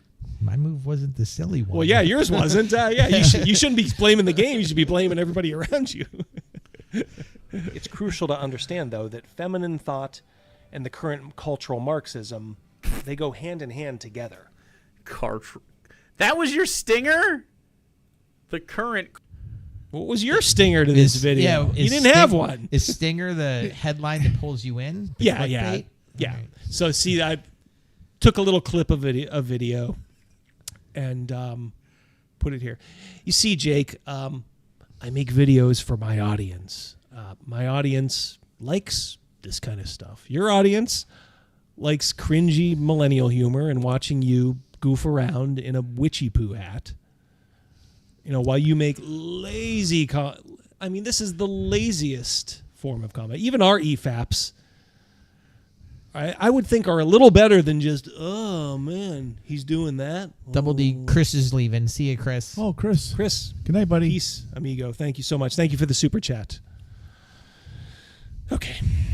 This guy, for a second here, he kind of reminds me of the Cheech and Mayonnaise. And I'm going to say Oh, that, yeah, Chesh. I'm going to say this because, like, all right, the dude has this channel. He's all about corn. I'm sure cornhole is his nickname in certain clubs. But, dude, like, look at the camera. Yeah. Like don't look down. He's doing this on lame-o, whatever. You know, this imitation emo. Just look at the camera because people want to see you looking at them. They want to see that that it's important enough to look in the camera because they think that this there's a connection. Yeah, and you know what that's called? That's called fucking lazy. In my Hard opinion, to argue. It's a shame too because it may, guys, maybe this will be me in 10 years. God willing, I'll either have hung him up or moved on, or I'll still. I'd like to have think some your friends would have enthusiasm. talked you out of it. Yeah, exactly. At least I'd like to think I'd still have some enthusiasm, to do stuff. There's no enthusiasm here. I gotta say, Double D, if you wear a witchy poo hat, you better have a good reason. We got a lot of love for you. But get rid of the witchy poo. Oh, Mrs. D, take it back. But yeah, here's the thing, and you're right to bring up. Look, Chesh and Mayonnaise were garden variety morons. I'm not saying Jake is a moron. I think he is at a minimum like well educated. Now his brain has been filled up. I get the feeling that he was probably like your typical liberal about. Well, let's see, how long ago was Trump elected? Probably 7 years ago or whatever. He was probably just a normal liberal. Yep. See you, Jeff. Yep. Hey, there you go. Take care, Jeff. Yep. Yeah. We'll maybe mention your con. But yeah, I think he was just kind of like a normal, regular liberal, and then Trump got elected, and like so many normal, regular liberals, their brains broke, and they went unhinged. And I think that's probably, if I had to guess, that's probably what happened to him, and maybe his partner too. His partner transitioned, and then just for whatever reason hasn't been doing videos. So I don't know if they had a falling out, or it's just the partner was just like, you know what, I've been doing this long enough. I got bigger fish to fry, so peace out. So now he's got to go on by himself. It's got to be. And look, I'm not going to lie. If you guys, one of you or both of you said, hey, we can't do this anymore, I'd probably still continue, but, it'd be, a little piece of me would be gone. There's 2 monkeys down at the zoo that could fill right in. Well, So anyway, I don't know. So I guess what I'm trying to say is I hope I don't get so jaded that I do this, because I had no history with him before. He plucked me out of the out of the crowd because I'm sure somebody sent him the video. So he wanted to be on the live stream tonight. Yeah, he sends me a thing saying, "Hey, want to chat?" No, I don't want to fucking chat. But did he mean chat like on the here or like I'm going to guess on the side through like Twitter or yeah, perhaps. I mean, he's not gonna. I'm not gonna bring him on my fucking channel. Jesus, why would I want to do that? Well, I could hear a lot of millennial humor. What is talking about 9/11? What is the boomer bracket? What is that? The end of boomer bracket was 64. And what is ish? So what's the X bracket? That's it was 65 to 80 something. Yeah. 84. Early 80s. Yeah. So this guy's a little wait. It's like this guy might be in this bracket. No. 80 something? 86? Well, no, that's firmly millennial 86. We're talking like very early 80s is the cutoff for our generation. He's not born early 80s. He's late 80s, early 90s. Yeah, he's a firmly a millennial. Yeah, Jake, if you're out, is that him, Jacob Jones? No. No, he's on his screen name, actual Jake. No, I knew. Jake, if you're out there, what bracket are you in? He's got to be a millennial. I bet my left arm on it. He's just one of these jaded millennial D-bags. Jacob Jones, he did sound like the church lady when he did that. Culture. I Good. was gonna say he calls us boomers. He's too lazy to get his shit straight.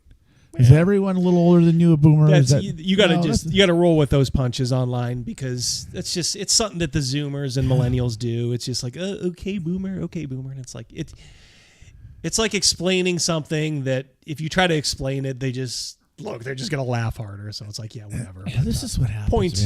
Point of order, Jake. You know, if I was X. If I was an actor, you know, like in 90210, like they were really obviously much older than what they're portraying high school and college kids. Oh yeah. That'd be me. Yeah, I could play a college kid. Yeah, you've been growing old gracefully. Yeah, better than me. My son Derek told me the other day, he said he couldn't believe when he heard, like, when we were talking about my age. He's like, you do not seem that old. I'm like, thanks, my man. It's a mindset. Yeah. Prism. Okay. All right, we're turning you up a little bit before we... The Western world, especially in the last 10...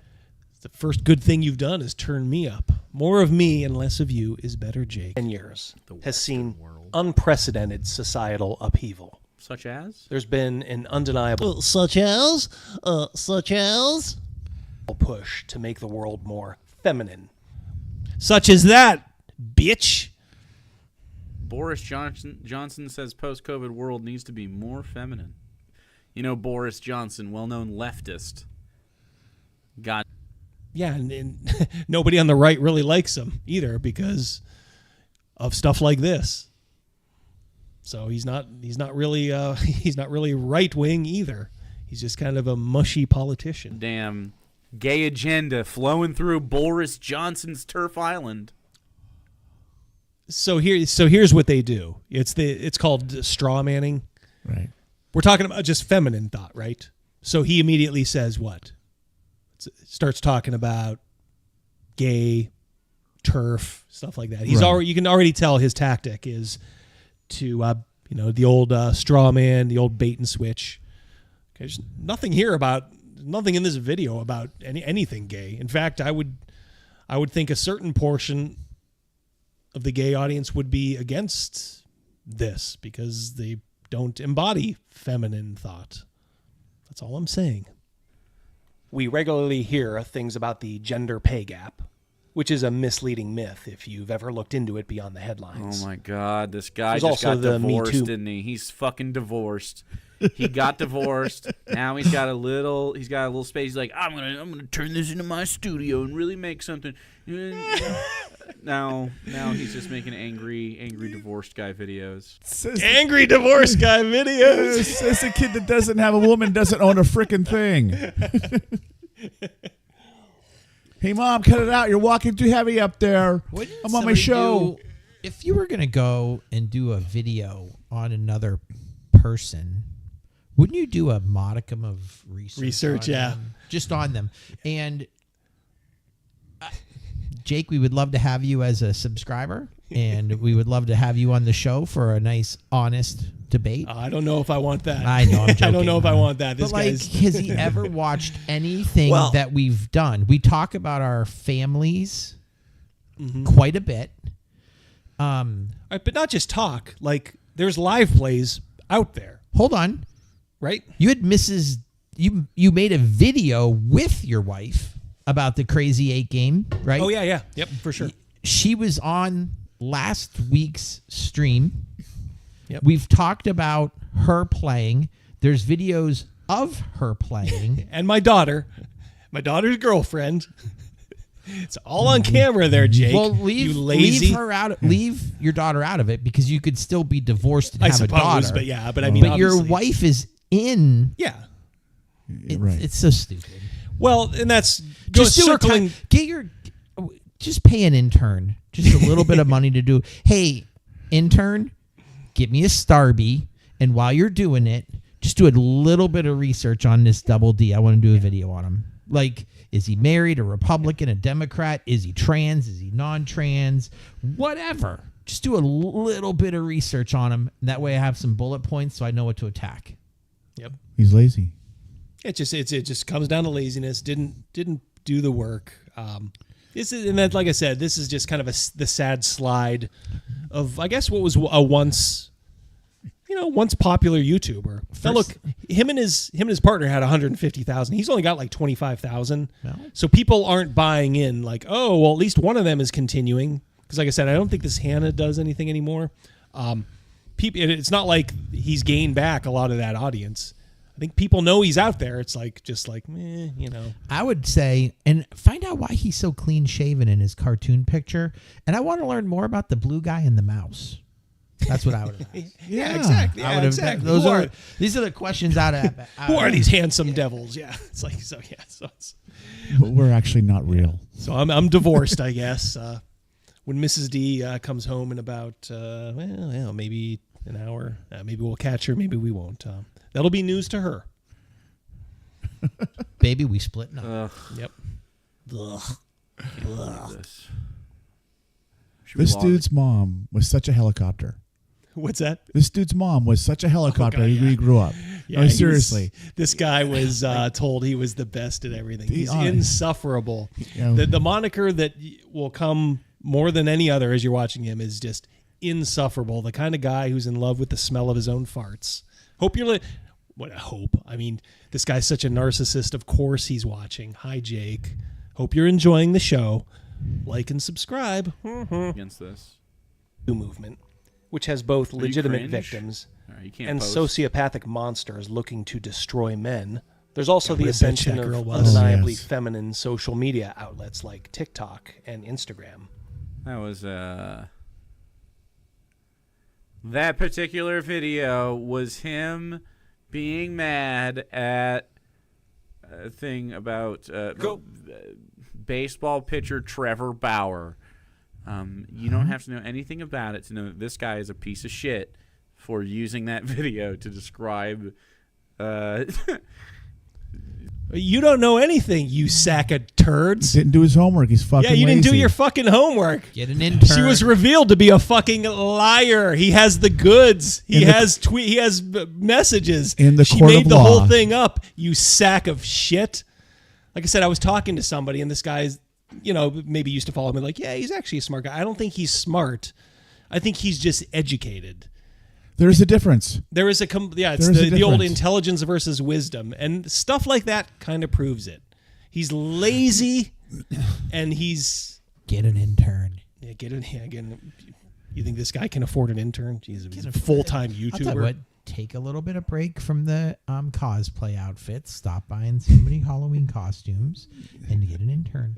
Hey, I like a good costume, as everybody here knows. But can you afford? Can you Double D? Can you afford a costume? I can. Yeah, okay, I have a 9 to 5, Jake, Yep. and I make a good living still. Thankfully, get an intern. This is my avocation, not my vocation. I got a feeling YouTube is his vocation. And if he's only got 25,000, I mean, he's probably maybe still pulling in some residuals from the bigger channel if they were splitting it 50-50. He's not killing it. I mean, he's probably just getting by. I mean, look, these people are like roaches. They don't need much. They just need crumbs. It's too late for him to add whole milk to his diet. It's too late for that. Yeah, it's too late. I had to do that before puberty. Yeah, like my son is more of a man than he is. Overkill Joe, killing it. Breastfed from Hugo. Someone also made a comment that Hugo was a B cup. But he's working on it. All right, let us a woman being evil or something. Yeah, she is feeble, you sack of shit. She tried to ruin a man's life based on a lie. She said that he raped her, and she's on record messaging people.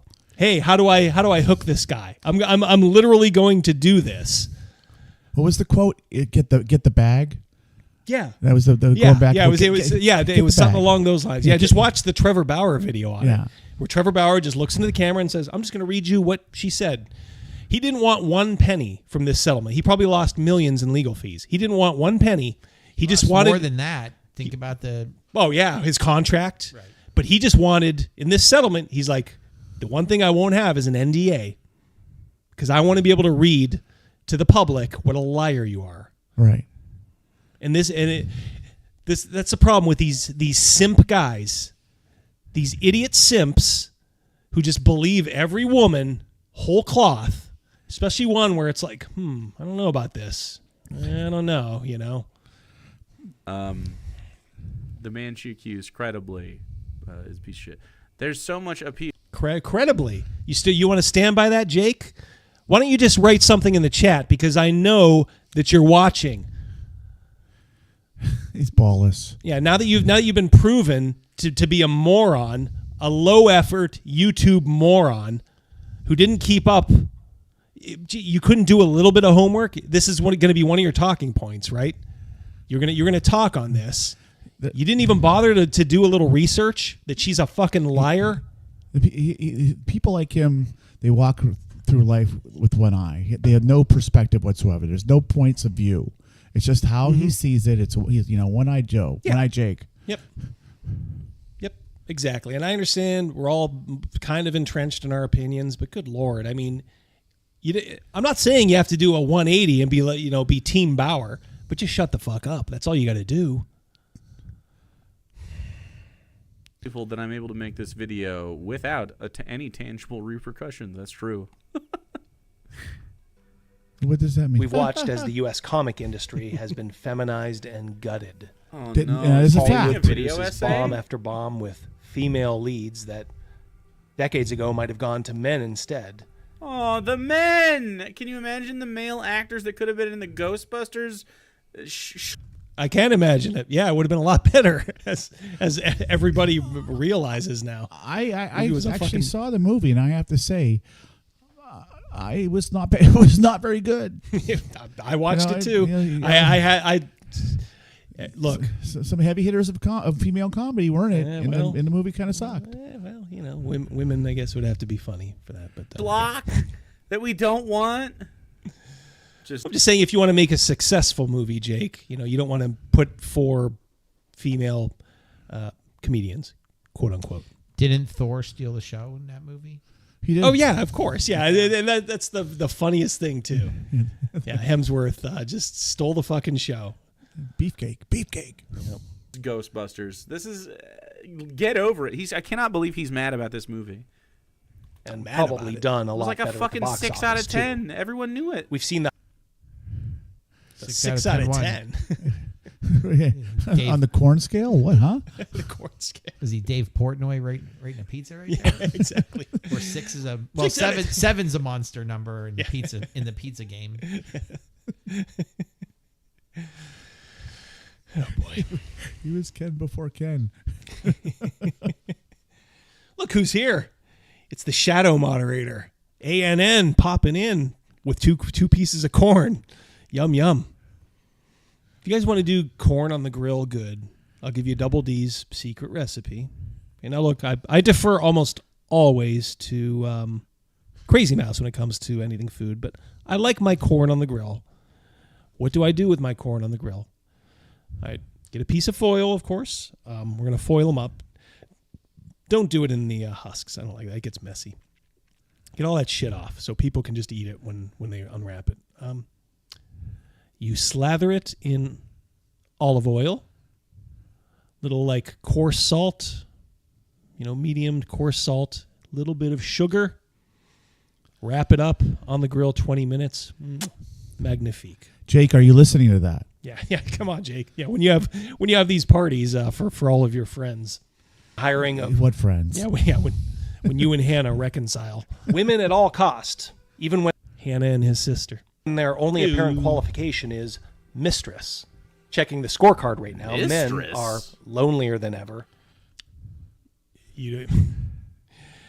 Jake, you own this one right here. Yeah, Go on. You don't know about Kamala Harris being what's his name's was it Willie? Was it in a mayor? Yeah, San Francisco. Yeah, was it Willie Brown or something? Yeah, it's her whole accomplishment was just being his side piece. And women, Men are lonely, but you don't like women, you dumbass. No, that's not true, Jake. I love women. I apologize if this is offensive, but Jake, have you ever seen a vagina? I don't think so. Like I said, he's probably got those back knee scars. I'm gonna guess that's a no-go zone. I like women plenty. I like them so much I married one. I'm not a dumb simp for them. I don't think that they're always right just because they're women. Look, I have a daughter. The person I'm closest to in this life is my daughter. We are two peas in a pod. So, yeah, I love women plenty. He's lonely after his divorce. Oh no! Mrs. D is she's gonna be crushed when she hears how lonely I am after our divorce. Really that happy either, despite their newfound power. Lest you think I hate women. No, of course I don't. No, of course I've had the same wife for 30 years. Does she know?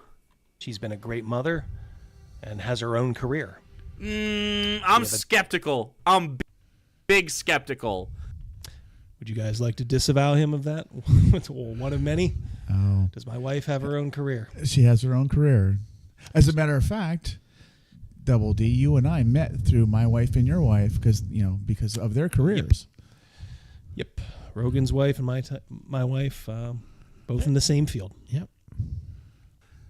Huge skeptical. Daughter too. Huge skeptical. Yeah. Millennial humor. To have a functioning society, we do need. I have a daughter too. No mention of her. Intrinsically female.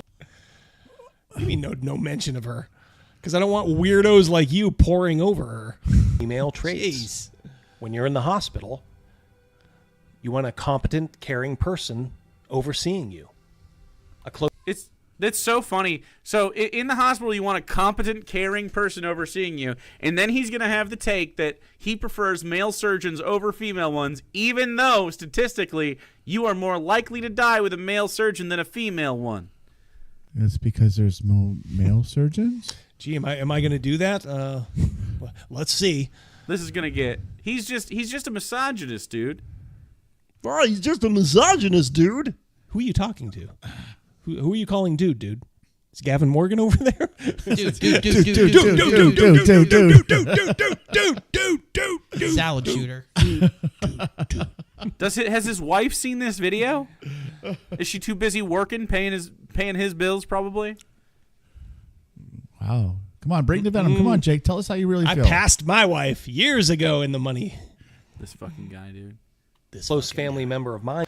Why'd you want to talk to me if I'm that fucking guy? It's so weird. Like, yeah. I wonder how that chat would have went. Yeah. My guess is he'd probably just be trying to farm it for his channel. That would be he's not. Guys like these aren't interested in honest conversations. How did he know that you were going to do a show on him tonight? Well, I had the thumbnail up, and I put his. If you look behind me, that's his picture. That's his picture. Yeah. So I'm sure. Look, he's got. But you didn't respect him enough to put no corn in it. Yeah, well, mea culpa. Sorry, Jake. I'd have put a row of corn in for you.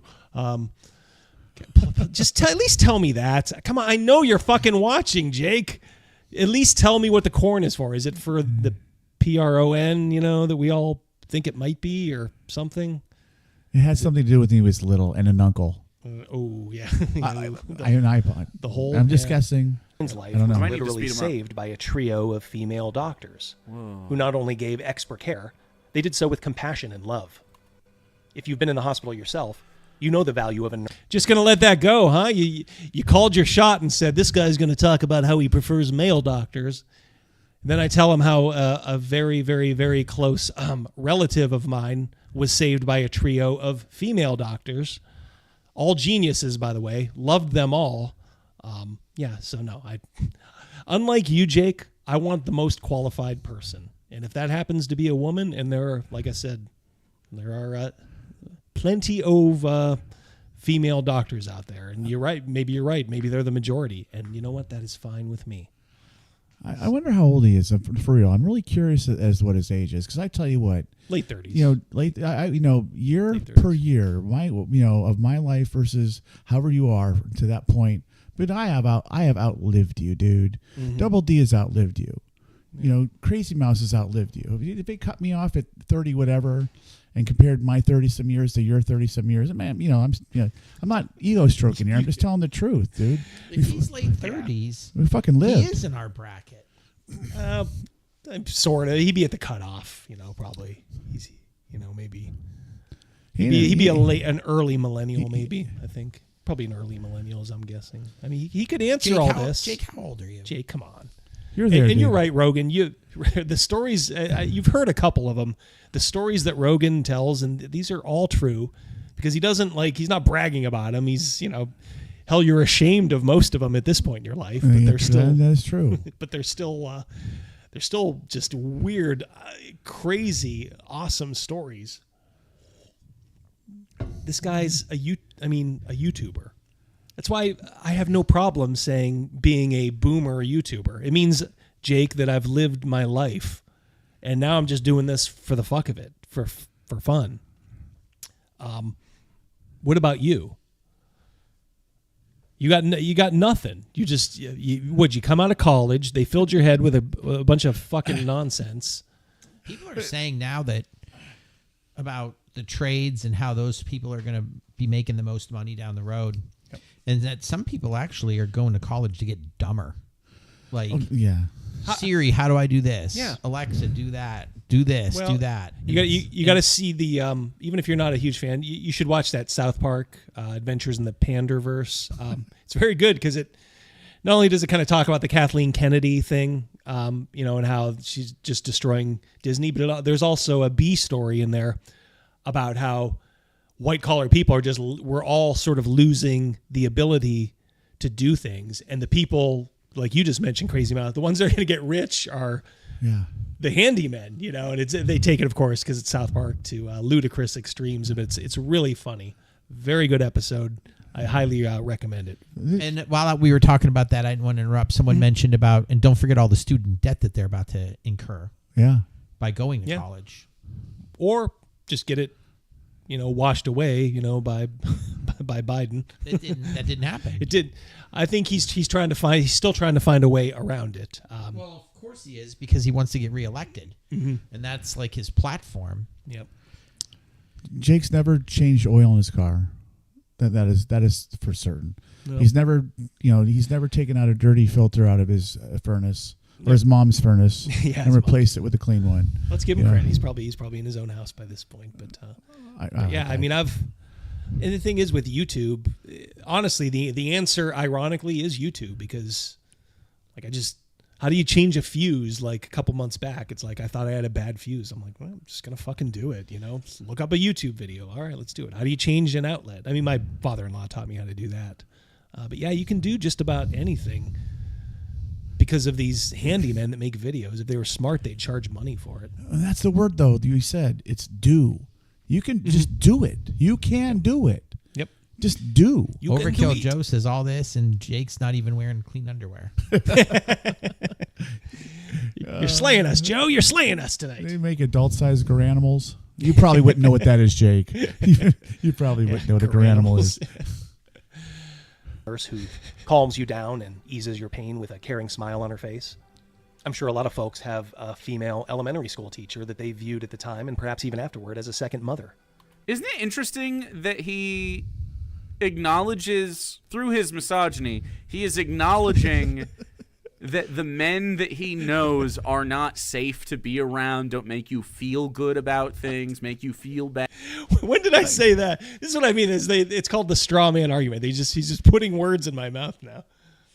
I always wanted to use this quote. Hey, Jake, you keep using that word. I don't think you know what you think what it means, Jake. You don't know what the misogyny means. You have a concept of what it is, and you're throwing it around like turd on a wall. Well, here's the thing. As Adam Carolla is wont to say, I'm not a misogynist, but I'm on the spectrum. I'm probably a little bit misogynist, especially according to his scale. But it's like that's just being realistic, about certain things. So I do think certain things that would probably qualify me as a misogynist in your book. To me, it used to just be common sense. Things like men and women are different. Men and women think a little different about things. These are not revelations. If you've ever been married, we know you're not, Jake. Don't even go there. If you've had a wife, or Crazymouse, you're coming up on how many years you've been with Mrs. Mouse? 20. Rogan and I, Rogan's been with his a little longer. Mine's almost 30. Yeah. Look, women think a little different about certain things. And to acknowledge that is not misogyny, you dipshit. You person that women would not touch. Would you touch him if you were a woman? No. Charlotte, if you're still here, would you touch this guy? No. You got to repopulate the planet. You picking him? Yeah. Or are we going extinct? Well, he answered that. You see, if you look ahead, 30 years. Hiya. He already pulled himself out of the gene pool. Yeah, let's hope his boys are not swimming anymore if he happens to trap one. But he's still going to blame women for that. But he's acknowledging in this that men just are not capable of, sure, that's my girl, of being a loving, comforting presence when, quote, shit hits the fan, you see? How interesting. I don't even understand what I was going to say. Yeah, what the fuck did he just say? He lost the plot Yeah, there, that as wasn't, they say across the pond. Yeah. But I don't... Fonzie just went water skiing right there on that one. Yep. Yeah, exactly. Yep. You jumped it, Jake. You jumped it. I feel bad because these kind of streams are hard to do. It's why I don't do a ton of just me. You can end up in a. He's like stuck. Your car, gets stuck in the snow or whatever, and you start to spin your wheels. Like, woo, now he's just spinning his wheels. He back. is, and he's also like when that does happen, and you are stuck in the snow, and you're just. I just can't wait for someone to come by and help me. Yeah, please. God, send a tow truck. Well, I have 2 tow trucks here, Jake. I got my friends that I've known you guys for 30 years. Yeah, coming up on now. Even Lightning McQueen had Mater. That's right. Oh yeah. Cow. It's easy when you can bounce things off. And look, like I said, we've been gaming together for so long. Our wives know each other. We hang out outside, and I actually feel kind of sad for you because you seem like a pretty sad, pathetic person. Now, it doesn't mean I like you, and I'm not gonna, stop bagging on you. Of course I am, but you're kind of a really sad character in a weird way. Not weird way. Didn't he start it? Yes. Yeah. He picked me out of and the weird any number he could have. Part, remember Charles Barkley's I got misquoted my own autobiography. He's misquoting you Mm-hmm. Like, yeah, but it's purpose. You have to understand this is purposeful. This is a common tactic, especially on the left. I'm not saying the right doesn't do it when it suits them, but I think the left does it quite a bit more. It's called the straw man. Take something that someone said, repackage it as something else entirely. Oh, do you see what he's saying here, guys? You know, when you keep saying straw man, do you know what I keep picturing? Slender Man. You know what I keep picturing? Remember that scary guy? Oh, yeah, I remember that, yeah. Phantasm? Well, then he has that song, Run, you know, like by AWOL Nation. Oh, okay. That plays in the background when he's like in the bathroom about to scare those people, and then it goes, Run. Oh. Right. That's his song's AWOL Nation. I keep picturing Straw Man as Slender Man. How about Slender Man. How about Corn Man? Corn Man. Corn Man. Boy. I've been busy with the AI. I said, draw me a fat guy in a corn costume. Yeah, well, your Leonardo. shirt's 6 sizes too small, fatso. That's what it gave me. That's what AI thinks of you, Jake. AI knows some shit, doesn't it?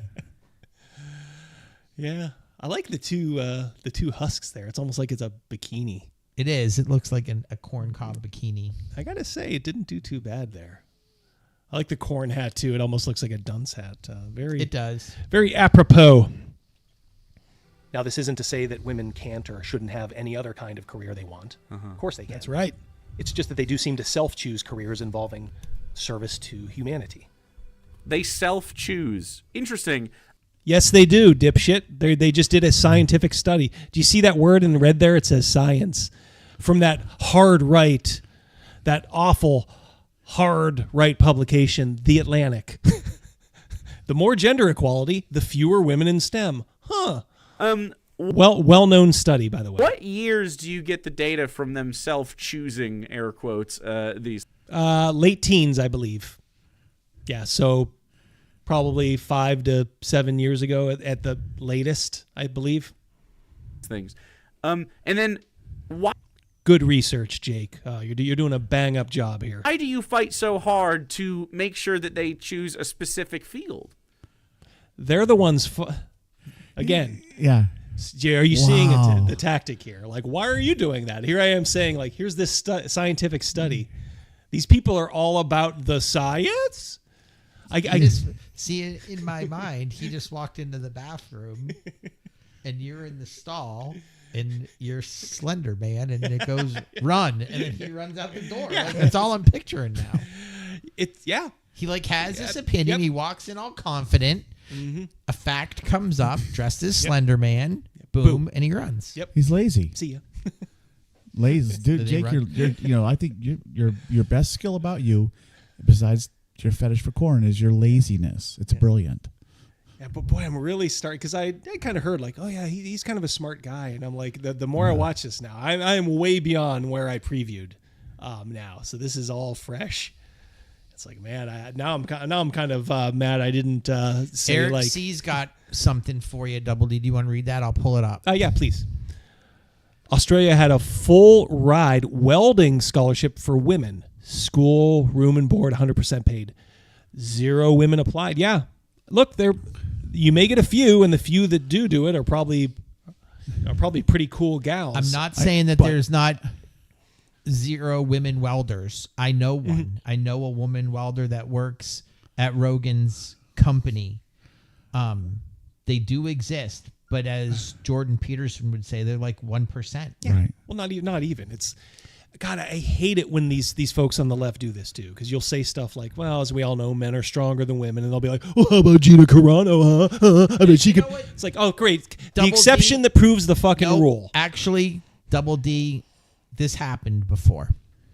So we were talking about basketball, and someone was talking about how men are just way more better at basketball than women are. And then they were comparing me, and they brought up, like, not Cheryl Miller, but it was Cheryl Swoops. And I said, my God, I think you actually just proved my point. I'm an above average basketball player. And you had to pick...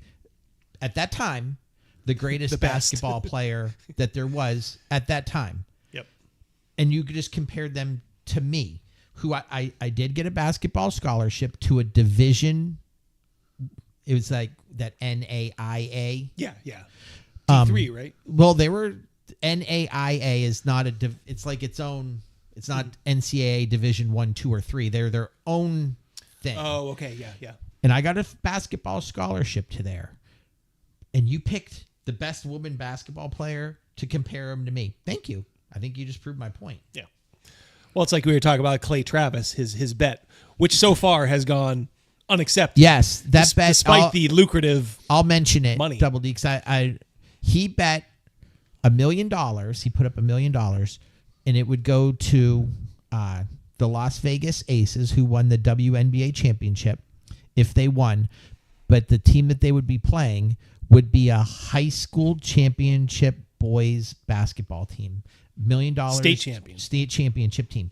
He picked the state, but it would be them versus the WNBA champions, and no one wanted the girls didn't want to take the bet. And they're smart for not doing it because they'd have gotten the floor mopped with them. Oh, absolutely. What happened when the women's soccer team played a team of 14? They lost 7-0. Yeah. All right. So this is I'm not gonna sit here and pretend, as stuff's happening, like what I don't see it. It's like, no, sorry. It's just not gonna.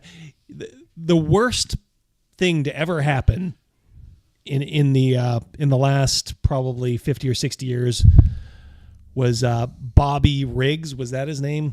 Yes. The guy who lost to Billie Jean King. Yes. Was he like 50 years old and like 50 pounds out of shape, and then Billie Jean King just worked him. So now it's like, see, women can beat men. And then we get what's her name, the MMA chick that everybody was in love with, Ronda Rousey, would ragdoll. That was the quote. Yeah. Would ragdoll Floyd Mayweather. Floyd Mayweather, one of the best boxers in history.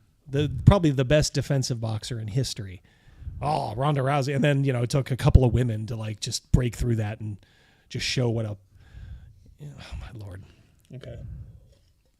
Yeah, Gina, Magnificent Devil, even Gina Carano. We love Gina, of course. Here. Absolutely. 5'7" and 145. Trained fighter, so I've no doubt that she'd whoop me. But she's a very attractive woman, a badass. I like her attitude. Yeah. And I bet you Gina herself would be like, I can't go against any men. Maybe the smallest weight division, featherweight, it might not lose in 10 seconds. I'm sure she would say the same thing. Muppet said that even Serena Williams understood that. She went on TV and saying that. Yeah, well, remember the hell they put John McEnroe through? Yeah. For just saying, like, oh yeah, she'd lose to the the lowest ranked guy. And then they're like, well, how would you do? And he's like, well, I'd probably lose to Serena, but I'm 60. Right. I'm almost 70 years old. Yeah, so yeah, I fully Charlotte, you are correct. Fallon Fox is the name. There was an MMA player that nearly killed a woman in the ring, transgender. Right. Yep. Yeah.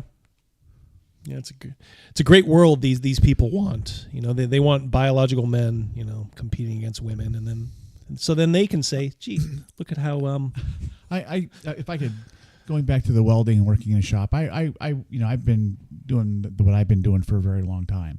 I like working with steel. I've been doing it for a very long time. And I've worked over the years. I've worked with women. I worked with some remarkably hardworking women. 2 out of the 5 best welders I've ever had to deal with in my life were women, remarkable welders. Mm-hmm. But when it comes to moving a load of metal from one area to another, and there's nothing to lift it other than brute force, and it's not. I don't mean any disrespect whatsoever. I'm like, I work with hard. Like, it's the dudes carry the load. Yeah. There's strong women out there. There are. It's no disregard to them whatsoever. I'm sure they understand that. They can't do it. That the brute force. Just the way it is. What it is. Yeah, somebody said Adino. Jake is the epitome of a milady neckbeard. Absolutely. Yeah, going for those soft points. Why is the advocacy for women who act certain ways and only do certain things rather than just letting it sort out itself? That's what the study's telling you, you dipshit. They're saying when given a choice, like there's no barriers, they self-choose Double D, humanities. when did you write that article, Double D? Exactly. I mean, I didn't expect him to be this dumb. He's being deceptive, shady. All right, he's a YouTuber. We'll let that go. But at times he's just being, obstinate and dumb. You actually believed what you said about this, you wouldn't make this video encouraging people to act a way that you think they need to act, or maybe stop acting a way you think they shouldn't. You want to unpack that, Jake? He's either act or not act. Make up your mind. It's either stop or it's either go. I don't know. The statistics here are not even in doubt. But let's take a step back in time. Jake is Maybe here. even just 10 years ago. Actual role-playing game. Oh, actual Jake. I'm live right now. Happy to talk. No, we're having a pretty good time tearing apart your lazy, idiotic video. And but feel free to stream snipe, Jake. It's okay. Jake, fellow. Excuse me, actual Jake. When did you hop in? And be honest. When did you hop in? Yeah, come on. He's been watching this since the start. You know that. Did you watch us with Venger, or was it after Venger? When did you start? If he watched with Venger, man, he's hardcore. He may be a diver. LOL. Just no. Just come on. Well, it's all right. I mean, just went live. Welcome up. How old are you, Jake? We did have a couple questions. We just asked your age. Yeah, how old are you, and why the corn? Yeah, because you're a little old by calling him a boomer. That's not accurate. He's younger than that. So Jake's been on for 90 minutes. So that's not just now. Oh, good Lord. I thought you'd be streaming. Venger. Jake, I'm not going to come chat about it. You got off your scuds. He looks boomery. Actual Jake, boomer. Well, all right, maybe. But look, you don't get to do that. You don't get to do that, Jake. You don't get to sit here and distort things. And, but look, you're providing me with good entertainment. So I thank you. I actually wholeheartedly thank you for that. But I get to respond to what you said. And we are having a wonderful time here talking about your straw man arguments, the unpreparedness that you took. Right, as far as for the married, you thought he was divorced, just some other things, just a little bit of research before you would have done do your homework. Yeah, you were like wrong on everything. Yeah, do your homework. I mean, jeez, you're making assumptions, and it only makes an ass out of you. All right. Big divorce. All right, energy, Jake. Just don't spam the chat. That's all I ask, please. You can stay here, whatever. But we're going to continue watching your retarded video. Let's see him babble some more. Games like D&D were still widely seen as a male. I forgot this is about D&D. What a loser. Dominated. Well, nowadays you may have a point on that. We don't actually play D&D, Jake. It's hard to explain. That's unfortunately what Wizards of the Coast has done to D&D. Hey, and you know what, though? What, members of the Cleveland Browns are playing D&D? It's everywhere. I'm not saying that's a good thing, but, Good hobby. It still is for the most part, though there are more women players. Male-dominated. These days compared to when I first started. Look at the video, dum-dum. That's Gen Con. We've been to those vendor halls. That's the opening of the vendor hall. This is a good sample, Jakey Poo. Okay, so male-dominated at the fucking con, maybe? Jesus. Or the game store? Maybe. I only started watching this just now. I swear I haven't been or 90 minutes ago. Yeah. Play with a 50-50 group. Boys only club. We have a boys only game, and it is like pulling teeth to get them motherfuckers to talk to each other. Wait, I thought he's called me a loser for playing D&D. I know he plays D&D, actually. I mean, I heard from somebody he plays, and here he is talking about how he plays. Oh, come on there, Jake. I'll let you go on that one. That was probably too easy to when you have some girls around it definitely helps. Women. Yeah, women. Yeah, women, not girls. Women. Yeah. So it's a little sexist there, Jakey Poo. Yeah. And as we're trying to tell you, still play with my. I like his divorced energy. No, I actually just have energy. Period. You have. You need a little bit. You need a little pep in your step there, amigo. I don't know what it is, man. I feel like I talk a lot more in that game. In the early 80s. And this in and of itself isn't a bad thing. How do I know that? Well, experience for one. In the mid-90s, I was DMing a D&D group for a couple of years that was composed of 3 women and 2 men. Does he have you on ×2? He does, yeah. Okay. Which is common. I mean, that's okay. Just try to get it through quick. We're like the exception, and we slog through this stuff at regular speed. I'm not even sure that we recognized it as a thing back then. And that's well, we didn't because it was the 90s, and nobody was retarded back then. So actually a tribute to the women in that group, that they didn't make a big deal out of it. I think you'll find that this tribute to the women in the group that they didn't make a big deal about it. Yeah, they should have gone outside and yelled from the rooftops like, "I play D&D and I'm a strong woman," which is what you apparently want every woman to do now. Because they were grown-ups. Well, yeah, it's just. Plus, back then you didn't really advertise that you played D&D. Yeah, to his point earlier, what a effing loser. Well, back then that was actually kind of true. Drift Speed wants to know. Someone looked up and said he does not have a live account. Oh yeah, I think it's a fake account. Boy, he's committing to the bit because all he's asked is, "Do you want to chat?" It would be kind of weird if you go up a little bit, Double D. I think I read it right that he asked us to come on live, all 3 of us. Yeah, that's not going to happen, Jake. Yeah, I think it's probably him. I'm going to guess. Oh yeah, that's right. Yeah, I think he's probably live on Twitch. I think he goes more to Twitch. Good point, Eric. Thank you. Yeah, I think he's more of a Twitch streamer. That's kind of more his audience. Twitch is very, very left leaning. That's fine. Say hello to all. I'm sure he's stream sniping. It's called.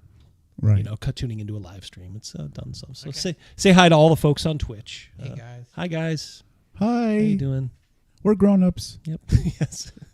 Does Jake have his witchy poo hat on tonight? Is he rocking something else? See, at least you get consistency with me in football season. He's got his Miami Dolphins hat on. Okay, Witchy Poo, what program was that back in the day, long before you were born? Come on, what program was Witchy Poo part of? I don't even have to Googleize it. I don't have to use my smartphone. That was the Sigmund and the Sea Monster folks, right? It was the same folks, yeah. He doesn't want that to be the case, though. He doesn't want that to be normal. He's like, it's not a big deal. I want it to be natural. I don't want it to be forced. he just he listens. He's going by what you're saying, and honestly, he's hearing what he wants to hear. I mean, really, and I guess that is a pretty big staple of how millennials are, unfortunately. Yeah. I'm grateful. If I can go on a tired for a moment here, I'm grateful. For our children, your children, my children, Crazymouse's children right here. I'm there's a generation coming up that ain't gonna be taking your shit. Yep. Yeah, they're gonna see through it. I think when it comes down to it, they're gonna be like, "Oh, is that all there is? These people are retards. Fuck off." Yeah. I think eventually they'll get there. There'll be a lot of pain before that, though, too. Somebody said I had a shaky camera. It's probably one of his. Sorry, guys. That is me. I got 2 hands on the table. Usually one, you just have one. So sorry. I got a prediction for the fight. Pain. Oh, look, they're boomers. They're talking about Rocky III. Oh. Did he leave? Have we seen a text from him or a message from him lately? Jake? Yeah, I haven't seen one lately. Nah, he's probably doing his thing. I think he's just entertaining too. That's fine. Look, Jake, if you're out there listening, it ain't personal. We'll do this, we'll talk about it, and then you'll be forgotten. Now, look, if you keep doing videos on me, yeah, I'll probably respond. But these people will tell you, I did a video on, several people. Dennis Detweiler, Jessica Price, Ginny D, the guy who did Zweihander, that moron. It's not like I just keep doing videos on him. I'll do a little research. Imagine that, Jake, doing a little research for a video. And then I've said my piece. And then unless something new happens, I'm not going to say anything. So if all we have is this little, our boats, crossing in the night here, that's fine. But look, I'm not saying you can't mention me anymore, but I'm just saying I'll after tonight I'll let it go if you do. But who knows? Maybe you got a little thing for Double D here. It wouldn't be the first one. Maybe you got a mouse fetish. Mm-hmm. Mouse fetish, yeah. He likes Rogan's blue skin. Crush. Blue. He likes your blue hair, I bet. I'll tell you which blue person. Like, remember in X-Men, Rebecca Romaine? Mystique. Yeah. Hubba. Oh, yeah, she was hot. She did a better job than the other actress. It was Jennifer Yeah. Lawrence. Who I like. I like her too. Yeah, But Emery, that's Mystique correct. She was good looking. Yep. I ain't a granddad yet, but it could happen. My boy is going to be getting married. That's next year. Yeah, jeez. We got to. I'm telling you what. I'm nervous about all these plans. Next year, I was talking to Mrs. Mouse. I said, we got a graduation party. I said, we got probably realistically 5 graduation parties that we're going to have to hit up. We got trips that we're planning. I said, don't forget, Double D's son is getting married. Like next year, next summer is busy, is really busy. And they're all like one right after another. Yep. I said, you got to be careful with all these plans people will keep making. Jam-packed. I'm going to guess Jake's dance card is probably open, as it usually is. It's a school night. His fans have to. Yeah, it's probably he's probably got the 15-year-old leftist vote locked away. If there's more people doing that, like what? This is probably true almost across the board. Well, until recently. The reason for that is that look at that. Look at that camera switch, Jake. Wow. Women who ended up sticking around in game groups in the past submitted. Didn't he have one of those? That's how we saw his YouTube award. The other guy had it. The other dude. Yeah, the other guy. Yeah. Okay. Watch, he's gonna go like, oh my god, the camera looks like it's 30 years old because it's got scratches. So right now you just struck a nerve with him. Yeah. Ooh, yeah, I might have. I'm sorry, Jake. What was his partner's name? Travis? Ferris? No, Hannah. Hannah. Yeah. Well, Hugo. Sorry. Hugo became Hannah, yeah. That was. He took away the other camera angle in the divorce. That's right. Yeah. Did Hannah take your camera, Jay? You took your camera away? Oh, come on. I don't have a second camera anymore. Of course I do. I like to mix it up there, Jakey. Game table. Fuck. Both written. It was cringy as fuck. In other words, they were one of the guys. And what about them? Says a guy wearing a witchy poo hat as he's lying about my video. I guess I was put on this earth to suffer, boys. Would you agree with that? Yeah. It's an unfortunate but necessary curse to bear. I mean, you're not alone though. Oh, I know. Yeah, you guys go through it too. It's guys. Were they the evil misogynists out to get women? No, they were just dudes who got together to seek camaraderie, brotherhood, and an escape from real life for a few hours. Jokes about the typical gamer of the past being a 110-pound turbo nerd aside, the gaming table of the past was indeed a decidedly masculine environment. Just playing the game for the longest time came with the risk that societally you'd be ostracized a little bit by the normies. Dude, so it's interesting that he step on my Revenge of the Nerds clip there. Maybe he's just queuing it up. Bullied or something for this, but doesn't realize. I'm 6'4". Well, maybe about 5 pounds over. Like 2. Right now I'm 210. At my best I'm probably like 202. Yeah. Nobody's bullying Double D. That like the culture that he wants is the culture that causes this. What? I'm not sure about that. The culture I want is the culture that causes. Oh, it? I see what he's saying. He's saying I actually do see what he's saying there. He's saying like you want an all masculine game table. It's not necessarily true. I'm talking about just the thought there. But then he's talking about bullying, which would come, which would be masculine as well. Look, it's not a very good point, but I think think that's where he was going. You with saw that. where he got to it. Can I say something? Yeah.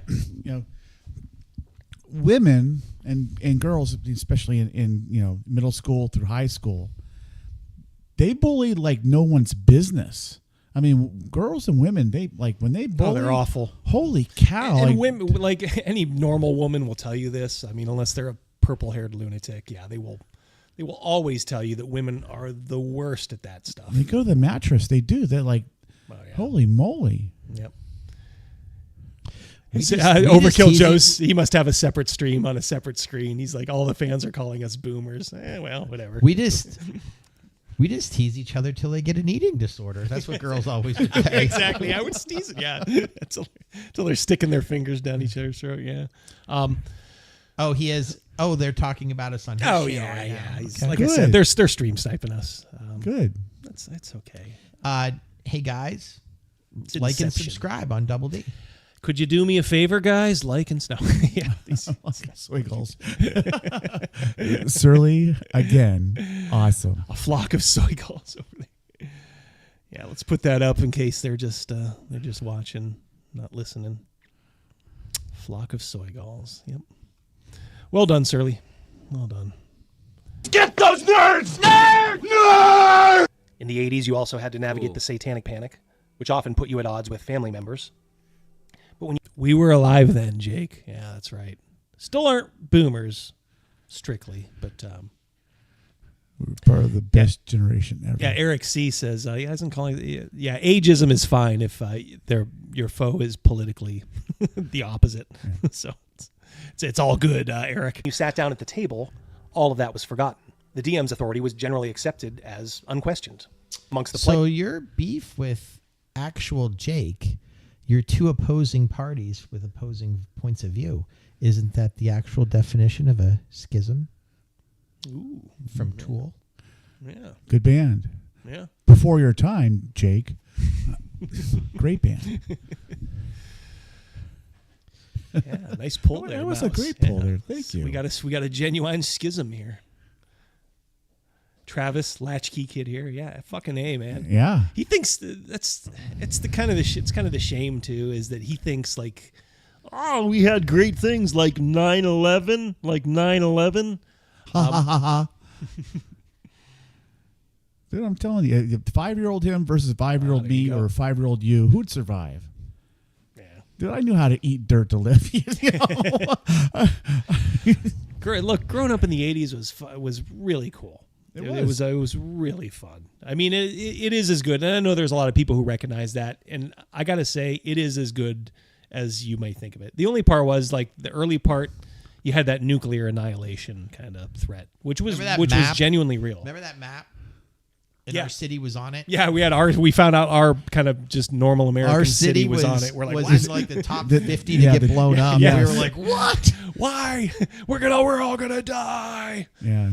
But we had faith in Ronaldus, the Magnificent, and he steered us through to some really good times. God, what a time to be alive. Never to come again. I'm not saying the 90s was complete, because I'm going to guess the 90s was when he came of age. I'm not saying the 90s was completely bad either. Just wasn't quite the same. Not quite the same. Someone had to assert themselves as the leader, which I'm sure paid off in a lot of gamers' later lives. Assertiveness is crucial in how much you earn later in life by your willingness to do things like ask for a raise. How much you earn? Why is that funny? I don't know. I wish I knew. This guy's not...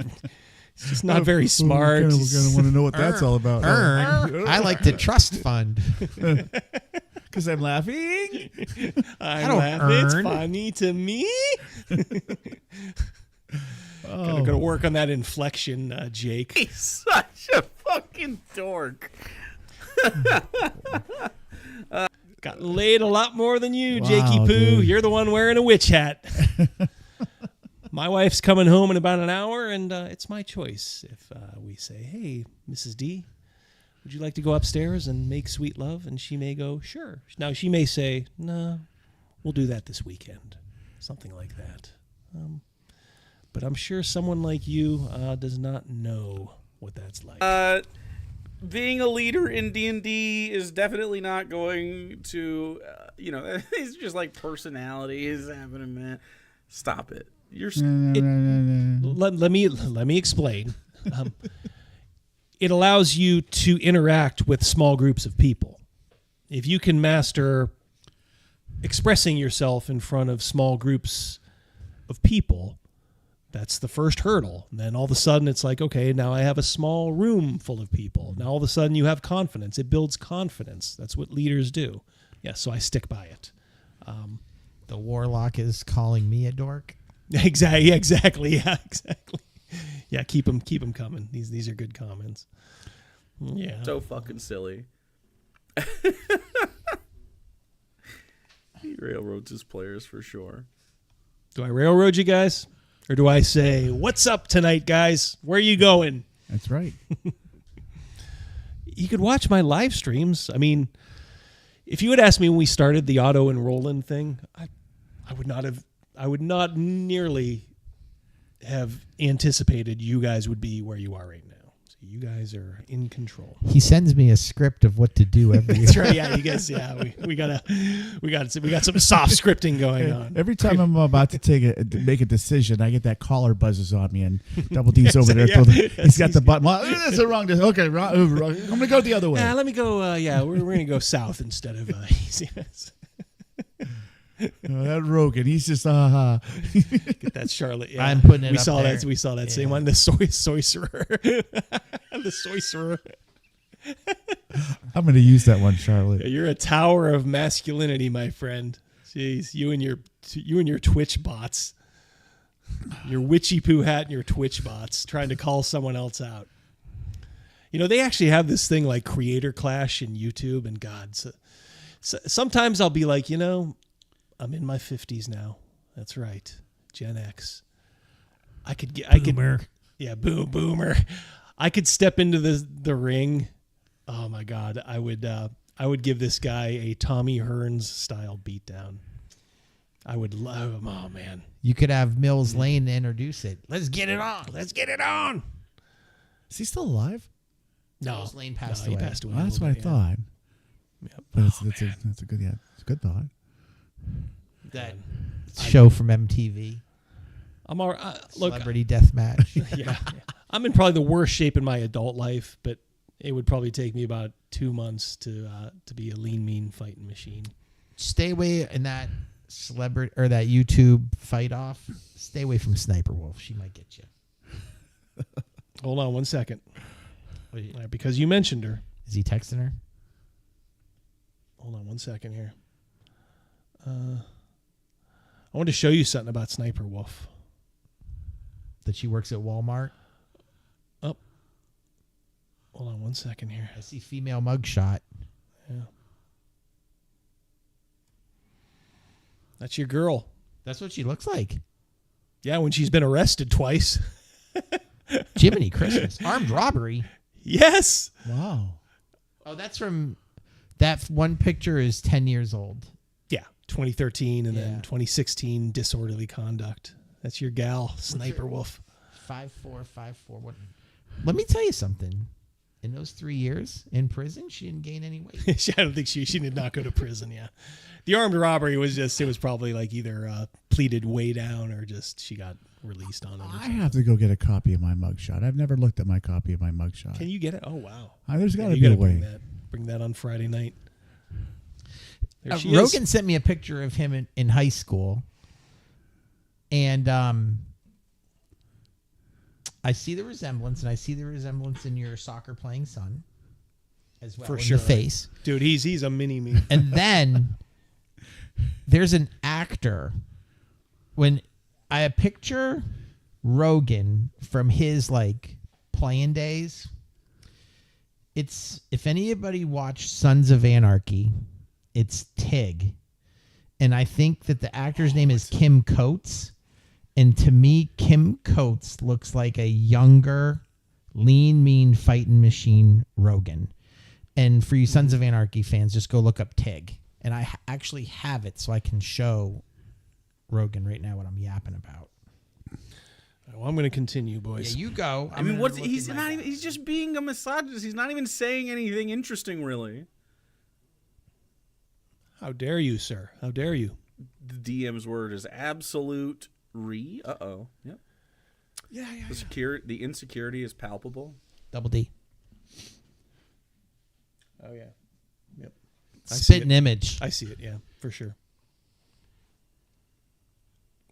It's tough out here. It's tough out here for these guys.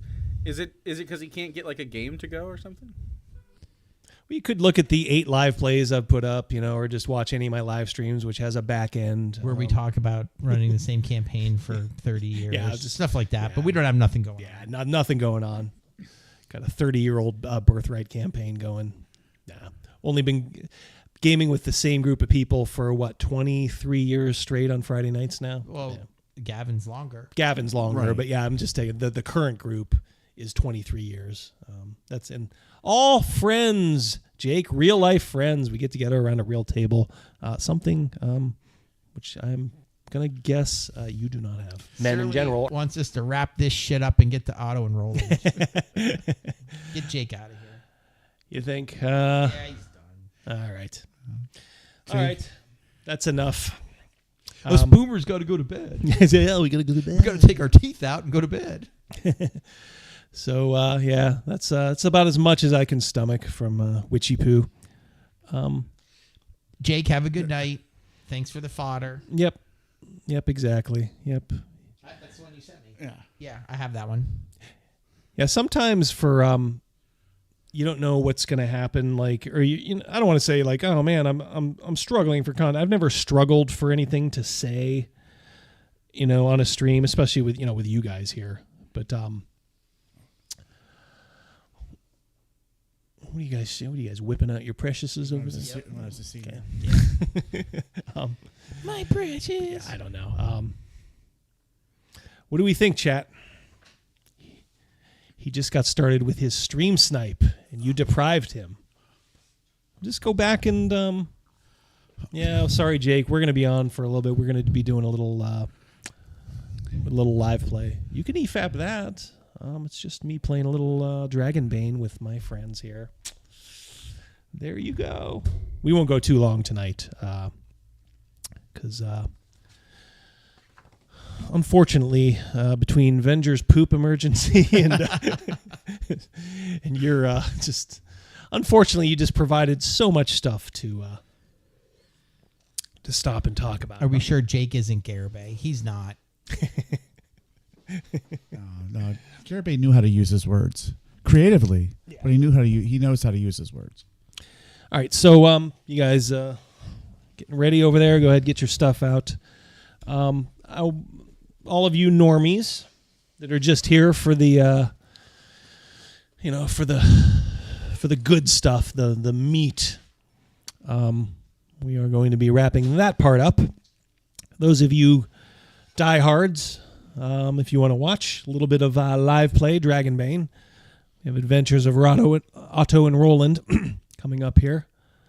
I'll see if I can't catch a few chats while these guys are Kobanizer, old stalwart. Garibay is his spirit animal. when I go to Walmart. Yeah. Garibay is us.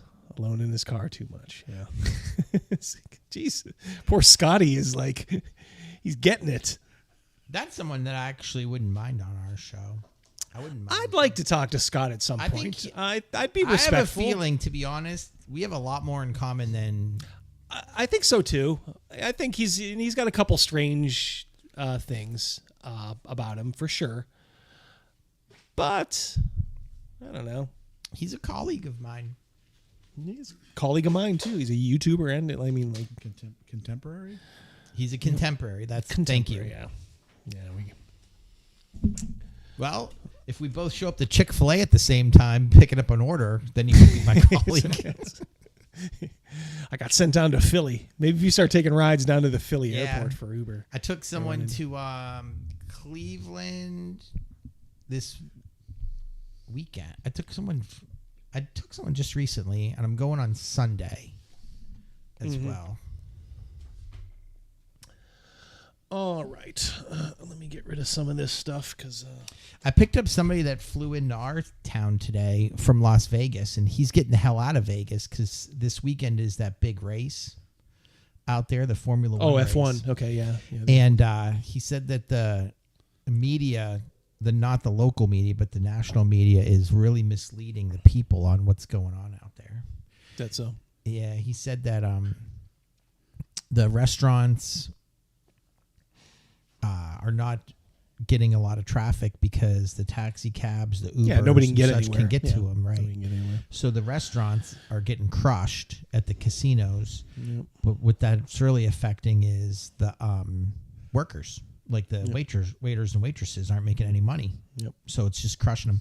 And also, the tickets were supposed to be $500, but for Las Vegas locals, they lowered them to $200 so they could make sure that all these seats that they built for this race are full. Mm-hmm. And they're having a hard time selling them at $200. So yeah, they might be giving them away for free. Oh, we trapped one here. Nothing of substance. You go after his looks and then fall for his joke. What joke? Did you guys catch any joke? You go after nothing of substance. You guys after his looks, then fall for his joke. It's crazy how you not boomers didn't. I don't understand. I don't fucking care, dude. Robert, you're a fucking retard. Go back to Twitch. So, jeez. Thanks for joining us. We appreciate it. Yeah, we appreciate your. Thank you. You're totally like not boomers. You should have paid attention in English class when you were in school. I am home sissy. I think that's what cis white male. Oh yeah, I think I was gonna say you misspell it. I'm like, ooh yeah. Oh, Robert. Yeah, well, I'll tell you what, Robert. You can stick around if you keep spamming the chat though. Thank you. Please don't do that. Don't care if you watch and like you can call me a boomer a couple of times. Just please don't. But that's inaccurate. Like it doesn't matter. It doesn't. You can't get. You can't. I get it. Yeah, it's like that's you're falling for it. Yeah. It's like it's the old "I'm not touching you" thing. Yeah, I'm falling. I had a conversation with a coworker today who's having a problem with his a person on second shift that works in his area, and I had to tell this guy, hey, listen, you're trying to match crazy with crazy. That's only going to make you crazy. Yeah. And Charlotte has a great point. He doesn't. There's no jokes there. It's observational. Got to put this in quotes here. Humor. And he just describes what he's seeing. It's like, what is he doing? Yeah. Hiya. He's a master of the imitation laugh. Okay, he's just a misogynist. Fucking millennial fruit. All right. All right, boys and girls. Those of you that are just here for that and don't want to watch the live play, it's been great. We will bid adieu to you. But we have a little bit of stuff to clean up. Probably won't go for too long tonight. We went really long, so we're just going to reset it and maybe see what these guys want to do, and we'll set the plate for next time. So for the rest of you that don't want to see this, thanks for tuning in. We really do appreciate it. Even you Twitch people. Thanks. Thank you. Thanks for twitching with us. Yeah.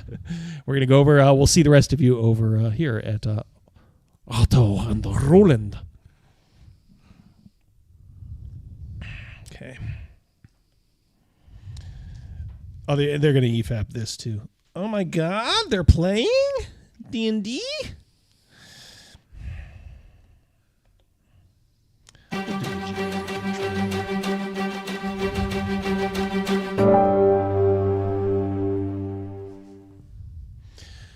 All righty then.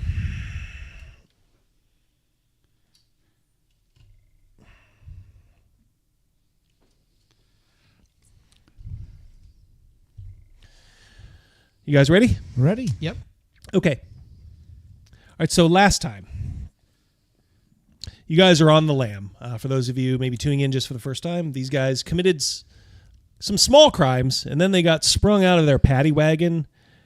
And Roland over here, he killed a guard who was defenseless. And unfortunately, they now have somebody after them as they made their escape.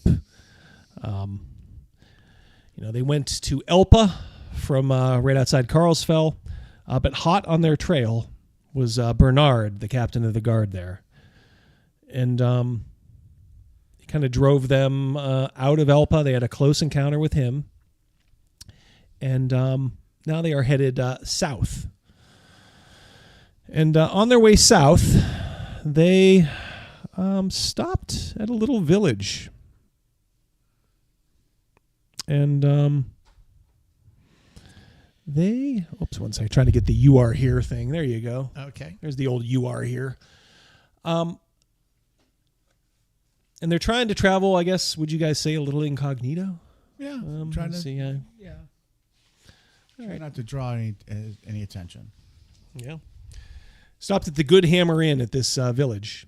And first thing you noticed is, unsettlingly, a couple of people that were in your paddy wagon that must have made their escape in this direction south are here. But they appear to have, they have not said anything to you. So that's, I suppose, good. So they are in town. One is a prostitute named Santa, redhead, a little bit older, probably past her prime a little bit. And then Goron, who I guess now is maybe acting as her manager, pimp or something. He's a very handler. Yeah, handler. He's a very bad dude, and you knew that from the paddy wagon just by the way he was talking.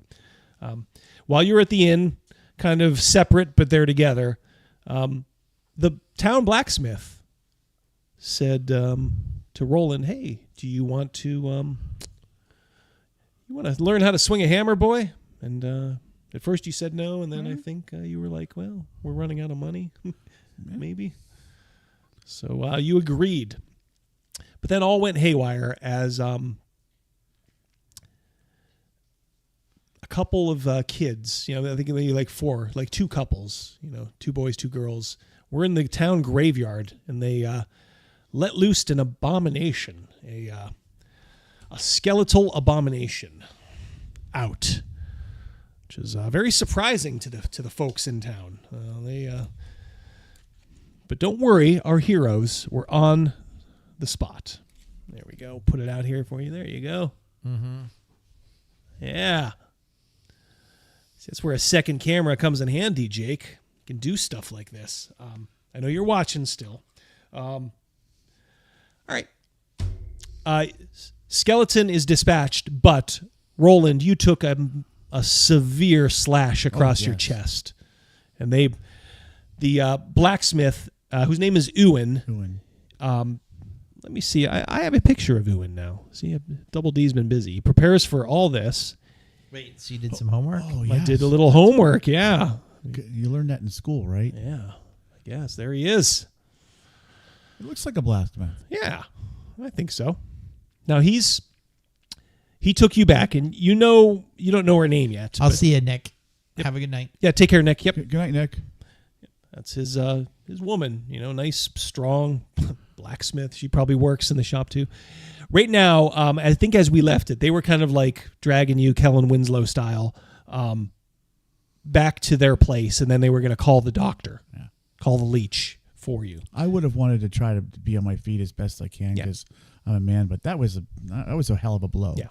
All right, so that's fine. We can just say you're dragging me is fine. Yeah, well, I mean, maybe they're not dragging you, but you definitely need support. We'll say, right? Right. Because you're down many hit points. Yeah, 9 points. Yeah, out of only 14. This game is very deadly for those of you that don't know. So, and keep in mind, guys, too, you can give up your turn to parry and dodge. I just want to remind you of that if you're. And I did not recall that last week. That's okay.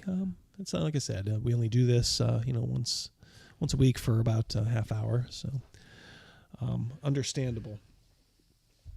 But I now need to. I guess it's that night, so everything's dying down. The mayor of the little hamlet has come and he's shaking his head. I believe the skeleton was taken care of. It was smashed once you took it down. Yep. Someone smashed its head. Yeah, Yep. you had the killing blow, I think, on it, Otto, and then it was burnt.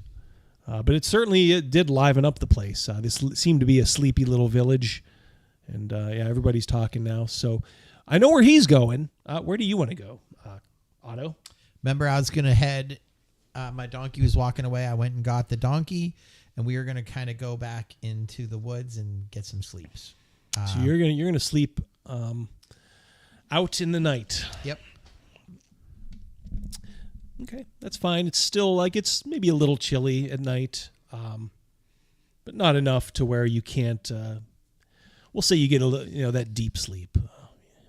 You get a. You got a little bit there. Oh, look who decided to show up. How you doing, James? She looks like she would have a strong childbearing. Yeah, that's right. She just maybe she just. There's some little Smiths running around. Yeah, maybe. We'll see. All right, so you go out and I guess all the excitement is over for there.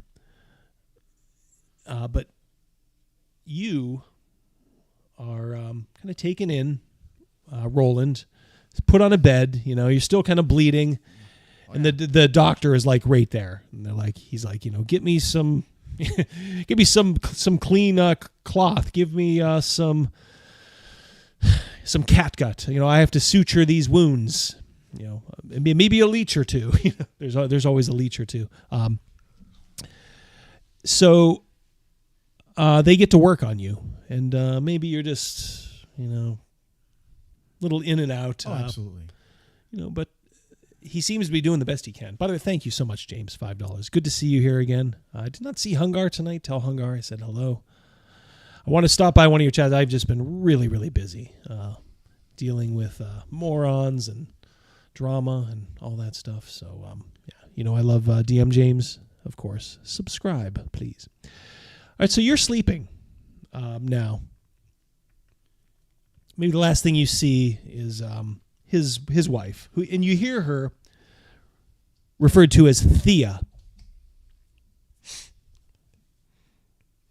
She kind of like brushes the hair off of your forehead. Adino, you are correct. The monsters always did hit. Yep.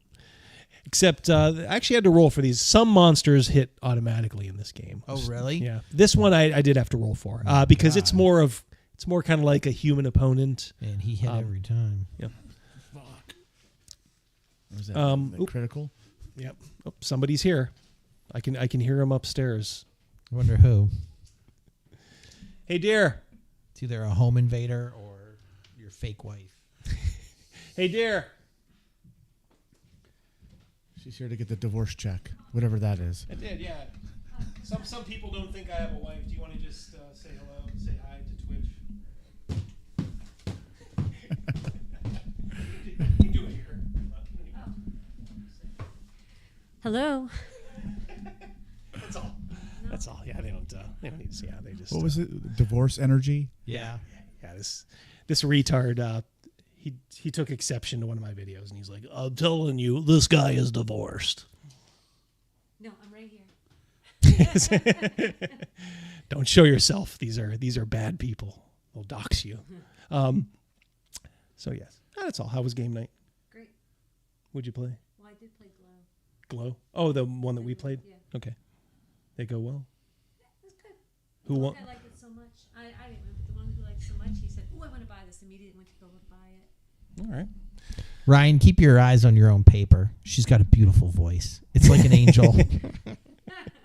The angel part was ad-libbed. I made that part. All right. We're not quite done yet, so you can go up. I'm dismissed again. You're dismissed. Go. Don't you know I'm a misogynist? Yeah. I'm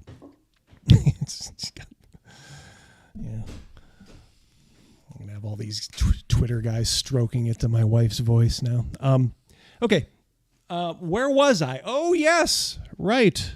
Roland, as you're sleeping, the last thing you remember seeing is Thea wiping your brow with a kind look on her face, as I said in my video. Yes. And then you're off to sleep. And at first they're good dreams. Okay? But you do have one. You see that. Can you see that? I can see that. You see that person laying there, and you know what that is. That's the guard that you killed, and that was, his general position. But instead of being dead, he sits up, and he looks straight at you, and he just says, "Why did you kill me? Oof. Why did you kill me?" Then you hear old Bernard. He was my son. He was my son. And Marcus again. Then you wake up in a cold sweat and it's morning already. Oof. But I would have liked to said at some point in Roland's life, I've had to kill a few people, but I never murdered anybody. Well, that's not true. I murdered that dude. Diavin, he's not quite dead. Well, in his dreams, maybe. His body is quite dead. Roland saw to that. But, you're feeling your heart sink. But then this girl. Oh, she's pretty. Yeah. She says, "Oh, thank God. You're well." She smiles at you. "Can I get you something? Would you like something to drink, perhaps?" Oh, yeah. Yeah. Well, yeah. It's water. Yeah. Doctor Please. said you shouldn't eat right now. She goes, It'll literally go right through you. Yeah, just come pouring out of your wounds. Yeah. He's a leaker. Eric C. feeling guilty. Whiplash, hot babe. Oh, yeah. Bam. Yep. Keep your head on a swivel here, Eric. The moods change pretty quick. So she pours you you would guess some water from a jug and brings it over, and she is quite lovely. Yes. Yeah, it'll be very difficult not to keep my eyes on her. Yeah. I thank her and I try to drink. Obviously, like the big gashes and the stitches are going to be extremely painful. Yeah, you sit up and it's like, oh. And she says, "Well, my father says you won't be swinging a hammer anytime soon." I heal fast. I'll try to throw some bravado in there. I heal fast. I'm a fast healer. She looks at you and smiles, and you could swear maybe there's a little something in her eye when she introduces herself as Katerina.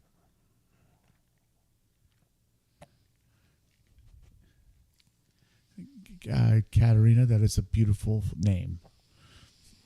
I stumble by saying. I'm Roland.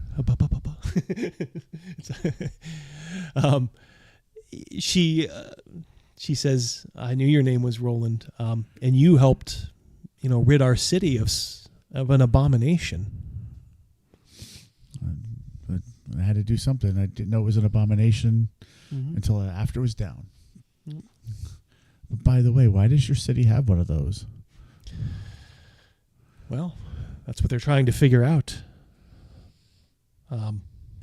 Master Henfrey, he's the master of the town. He's launched a full investigation. In fact, you fought side by side with someone. You wouldn't happen to know where that person is. He came by asking. No. The master, that is, Master Henfrey. He's trying to track him down just to get his statement on what happened. Right. Okay.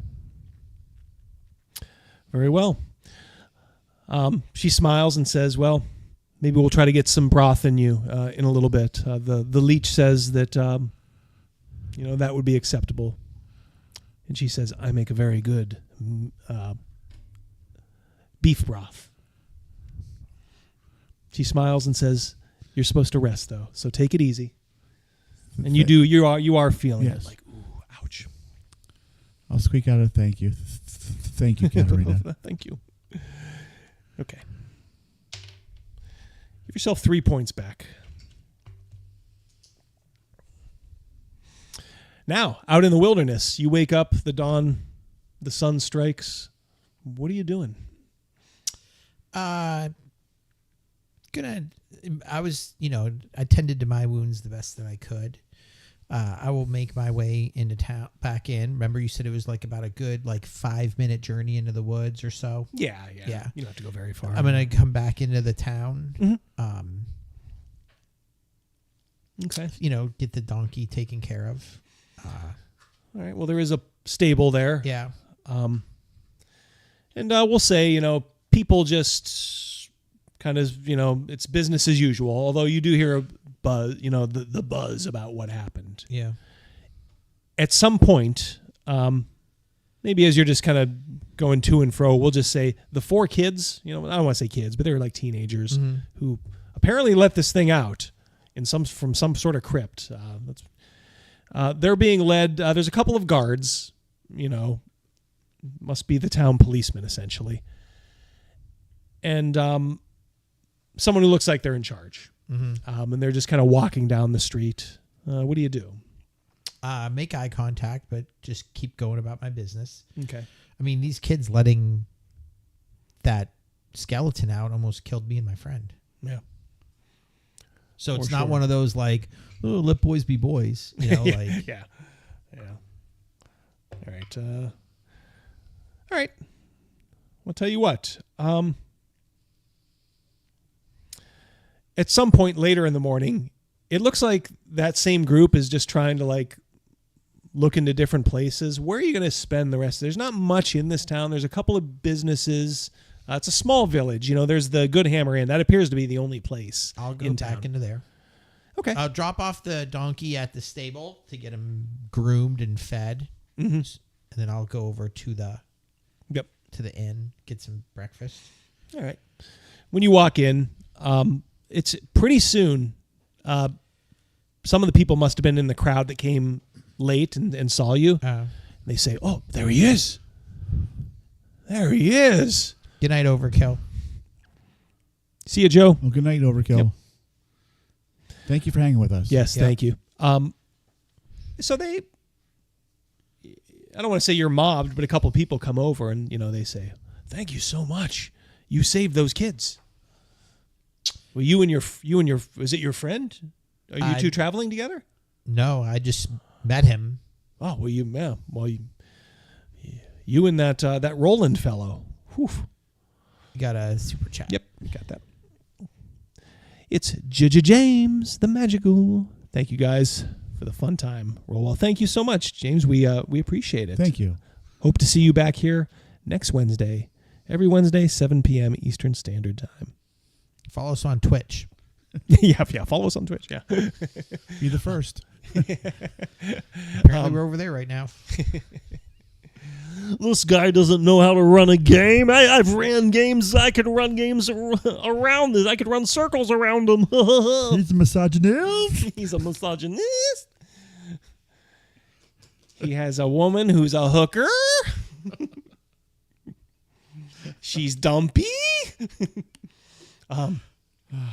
Yeah, so you're kind of being recognized. And somebody comes over and says, "Oh, don't worry, your friend." They just kind of keep referring to it like, "Oh yeah, your friend, he's going to be fine." The doctor was in earlier and said he's going to survive. Well, that's good. Yeah. That's good. I was there when he got offered his job at the blacksmith. I doubt he goes to work today.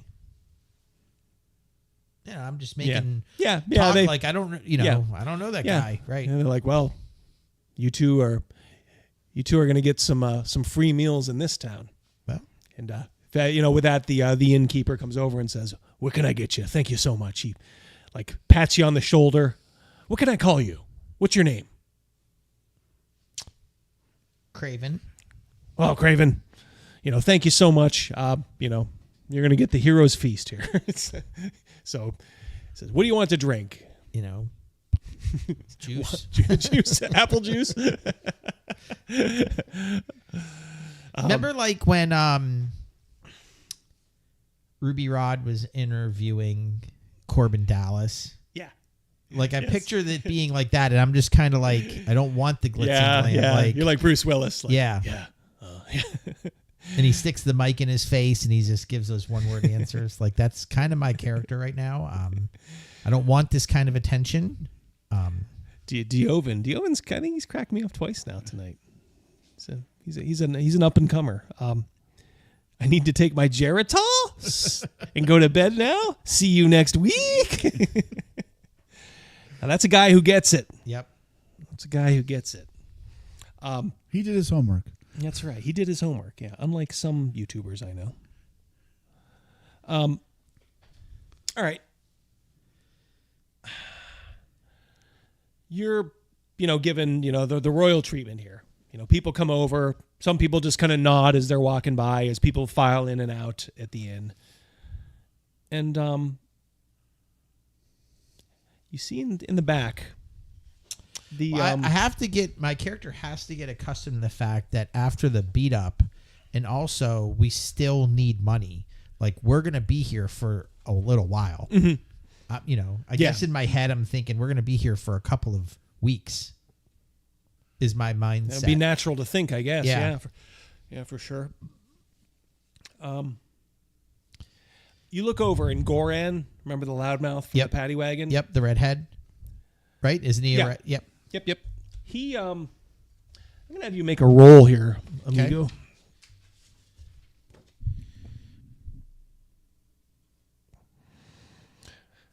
Trying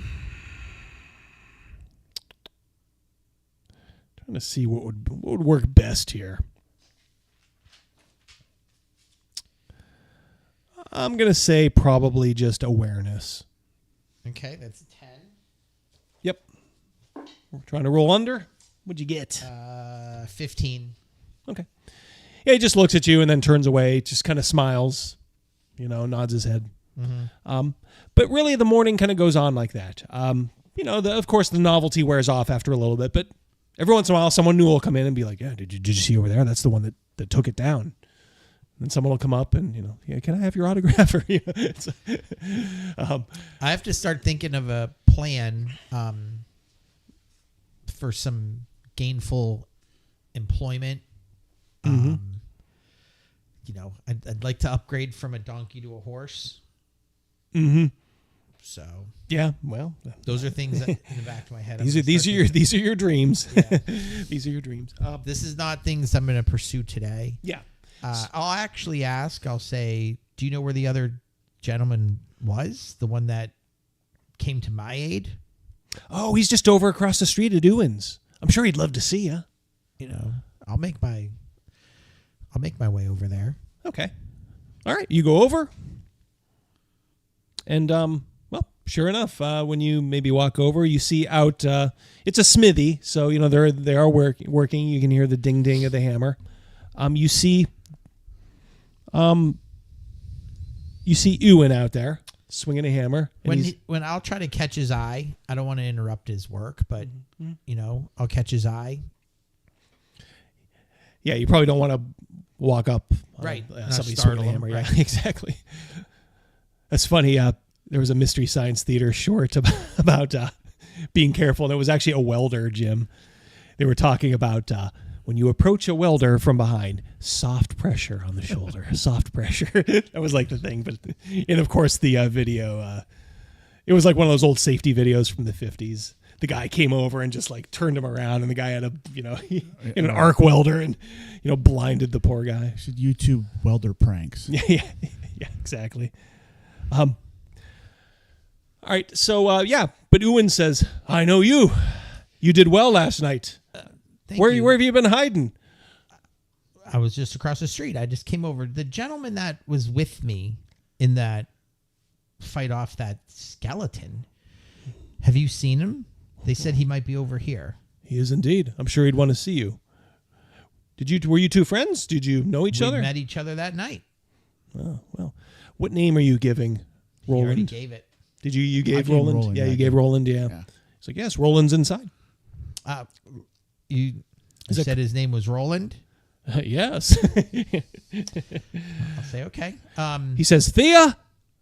Thea comes out. You're seeing her. Mm-hmm. We saw her last night. Yeah, you did. But this is probably your first time seeing her in the full daylight. Right. She may be middle aged, but she's bringing it. She got it going on. He says, "Would you show Master Craven here? He wants to have a word with his new companion." She says, "I'd be delighted." A word, I guess. I just wanted to make sure he was okay. I know he took the brunt. She says, "I'm sure he'd love to see you," and okay. And I'm sure he's aching for company. So you go up. You do see her passing through. Now there are other workers here. It's it seems to be like younger men mostly, and you can tell they're workers. Right. She has the look of family about her, and she just kind of smiles. But Thea is actually the one who leads you in. And they open the door in one of the spare rooms. Says, here he is. Here's Roland. Hey, they said your name is Roland. Thea says, I'll leave you two alone. And she walks out and closes the door. Oh, thank you. When he says that, I immediately go, So, Roland, I think we're going to be here for, now that I kind of know that we're in private, I think we're going to have to stay for a little while till you get healed up. Can earn some money at the Smith. So not just your healing time, but also then some earning time. And I think that I'm going to probably have to, in the meantime, then look for some employment. And I got to trade up from the donkey to a horse. This donkey ain't making it. I'll tell you what, sell the donkey and take the horse, and then maybe in time we'll have enough money for another horse when we're ready to leave. Yeah. I mean, in the meantime, I'm going to have to go, and people are pairing us together automatically.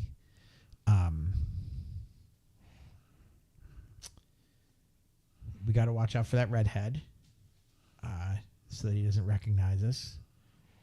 The girl that he's with, that's something to keep our eye on as well. And we're going to be here for a couple weeks. We need to stay kind of apart for the most part so that, if the King's Guard comes down looking for us, what's his name? Bernard. If Bernard comes, we have to really keep our distance from them. But he might recognize us anyway. However, now we have a perfect excuse why we're here. He got laid up. We're here to work, So, I'll come check on you in a little bit. I'll grab your arm and I'll say quietly, in the heat of everything going on, I forgot. Say it louder so the audience can hear. In the heat of I know you're everything that was whispering. going on, I say quietly, I forgot. And I understand that my job is to not forget. So I'll cut your... No, I don't. Sorry. Roland. It's been a good ride. Yeah. It's been a good run. And I'll say, and I'll see you have a new friend as well. And I'll talk about Katerina. Oof. She's a sight for sore eyes. She's a very pretty lady. She is. We'll say like a couple of moments after that, she comes in and she says, "Oh, excuse me, sir." She's bearing beef broth for him, and she says, "Can I interest you in some?" No, actually, I was just leaving. I just came to check on him. I'm glad that he's okay. I mean, she turns around and says, "Please don't leave on my account." No, it was time for me to go. He needs his rest. She says, "Well, thank you for helping us too." Yeah. Yep. Craven, thank you for checking on me. And it was good to officially meet you. And Roland. Yes, Roland. Absolutely. Roland. And then I'll make my way downstairs, and I think I'm going to go back to the inn, and I'll, talk to the owner, and I'll just say, I think I'm going to wait. I'll show him, I'm cut up a little bit. Remember, I lost 4 points. Yeah. I'm cut up a little bit. I'll just talk about how I'm going to stay for a little while. And I was, save up for a horse because I've been traveling by donkey. That's all I could afford. Donkey's no animal for a hero like you. It says we'll call him Dristan. So if there's anywhere in town that I could earn a couple extra dollars, as I said, I got to trade in a donkey for a horse. A fine, healthy donkey. He says, "Well, you can, if you know how to cook, you can help out here. We could train you. It's not going to be much. That's in the evenings. If you want to earn money in the daytime, Tolly the roofer. He's working on a couple of houses, and one of his workers just took ill. That's probably a better fit for me than in the kitchen here. And Double D, the reason I'm saying that is because I don't want to be around the redhead. Gotcha. Yeah. Yep. So I'll think the roofer, and which way is he? Says, well, you just go down the street, the cross street, take a right. He gives you the. He's like, yeah. He says, if he gives you any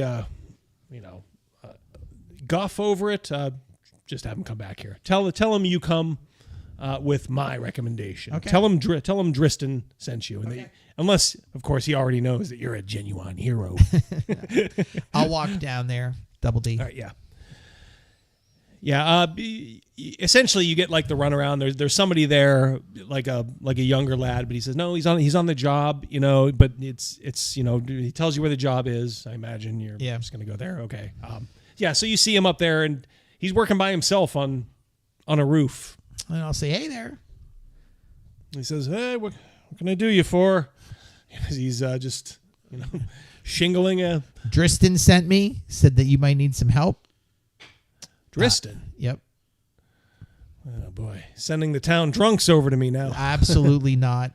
Totally of sound mind and body.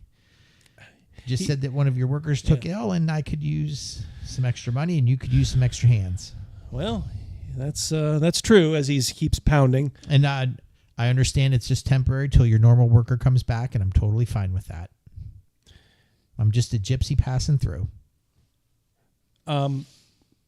He looks at you and then climbs down the ladder, kind of,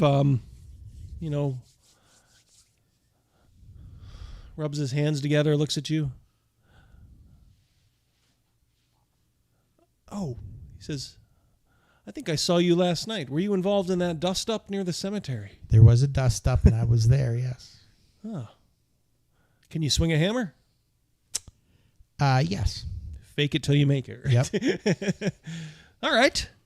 Well, I'll tell you what. I understand it is temporary. Yeah. I have no problem with that. Says, well, I can hire you right now. Deal. I'll give you fair wages. I got a lot of work, and yeah, you're right. My main lad is taken ill, and the other one is, quite frankly, a little useless. The taken ill, I hope he's doing better.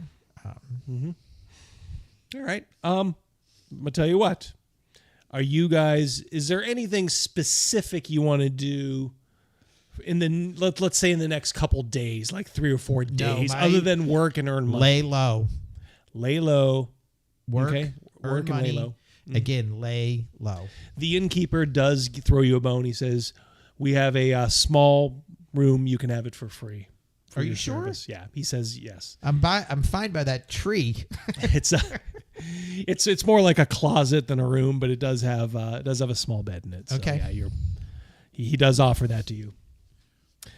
All right. So I'll tell you what. We went late tonight. We could pick it up here a couple of days later when you are now being a fair roofer, and Roland, you are up and around, and you actually are like, all right, now maybe.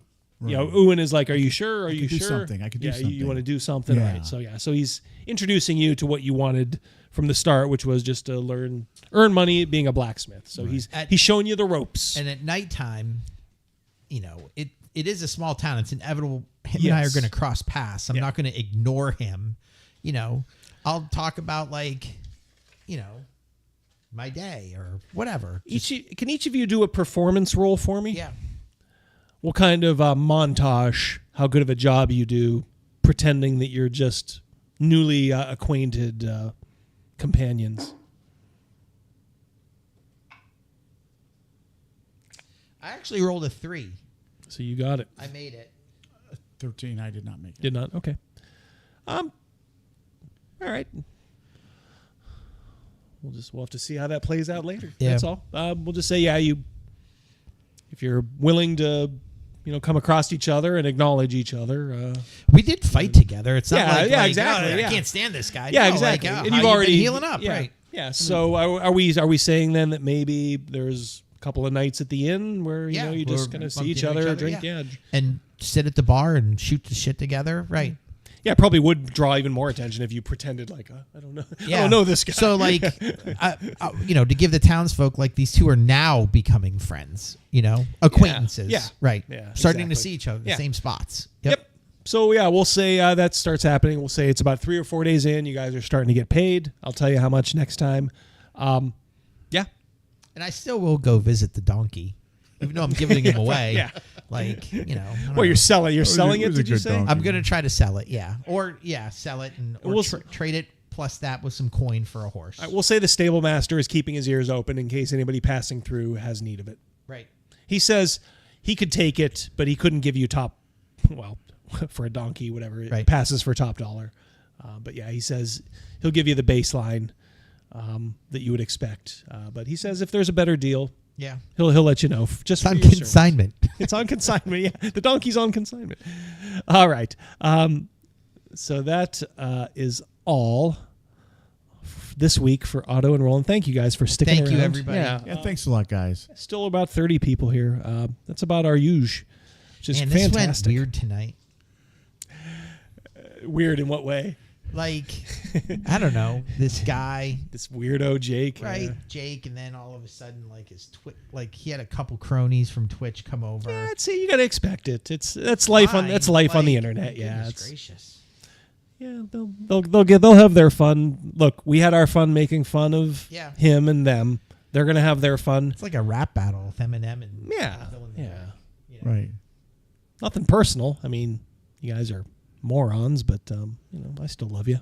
Not really, just but got weird. Like, yeah, this guy all of a sudden just showed up. I don't know, the diarrhea emergencies with Venger. It was a weird show. Poop emergencies.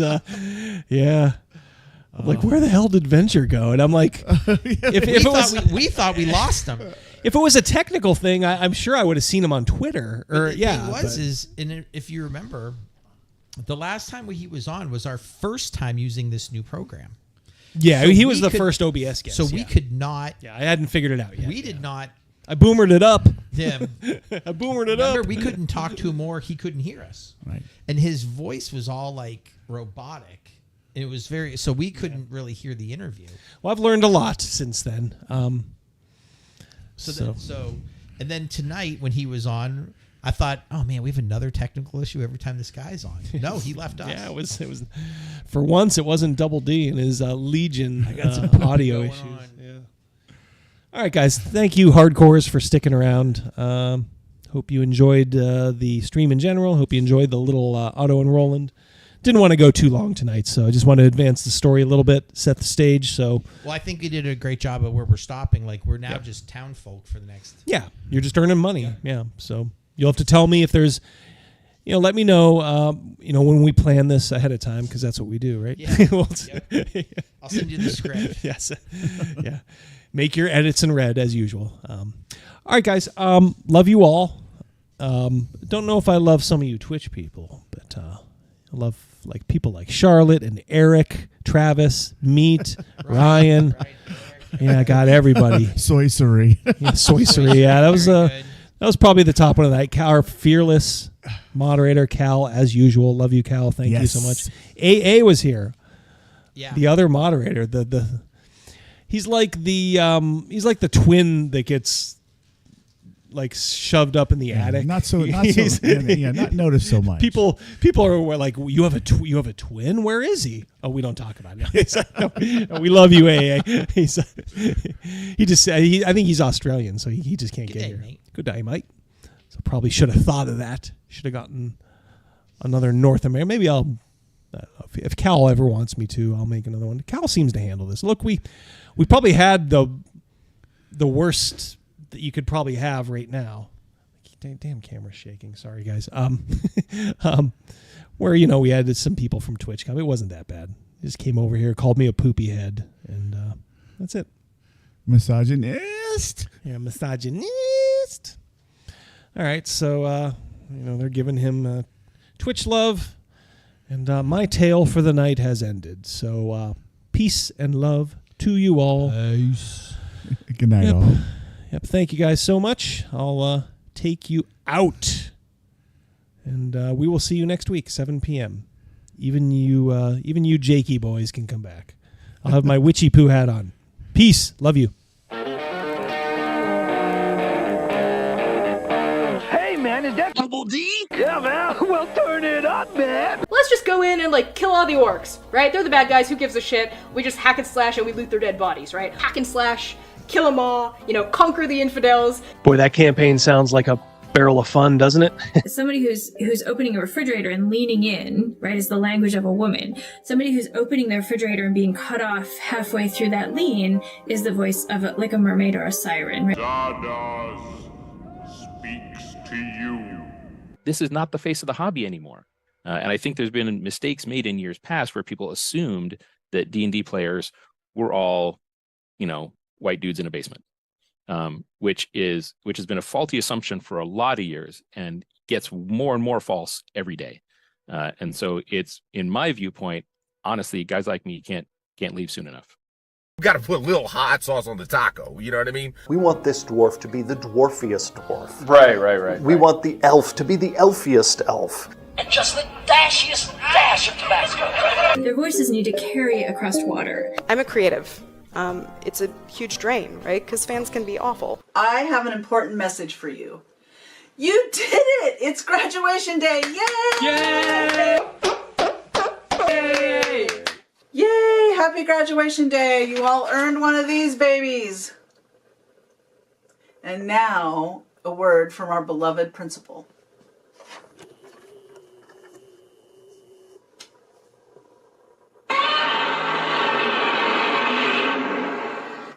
You say white lives matter, they don't. White lives don't matter because white lives aren't a thing. I disagree. I disagree, Gary. Lutherville, Marina Del X, Otisburg. Otisburg? Who's this monster? She's got her own place, man. Otisburg? It's a little bitty place. Otisburg?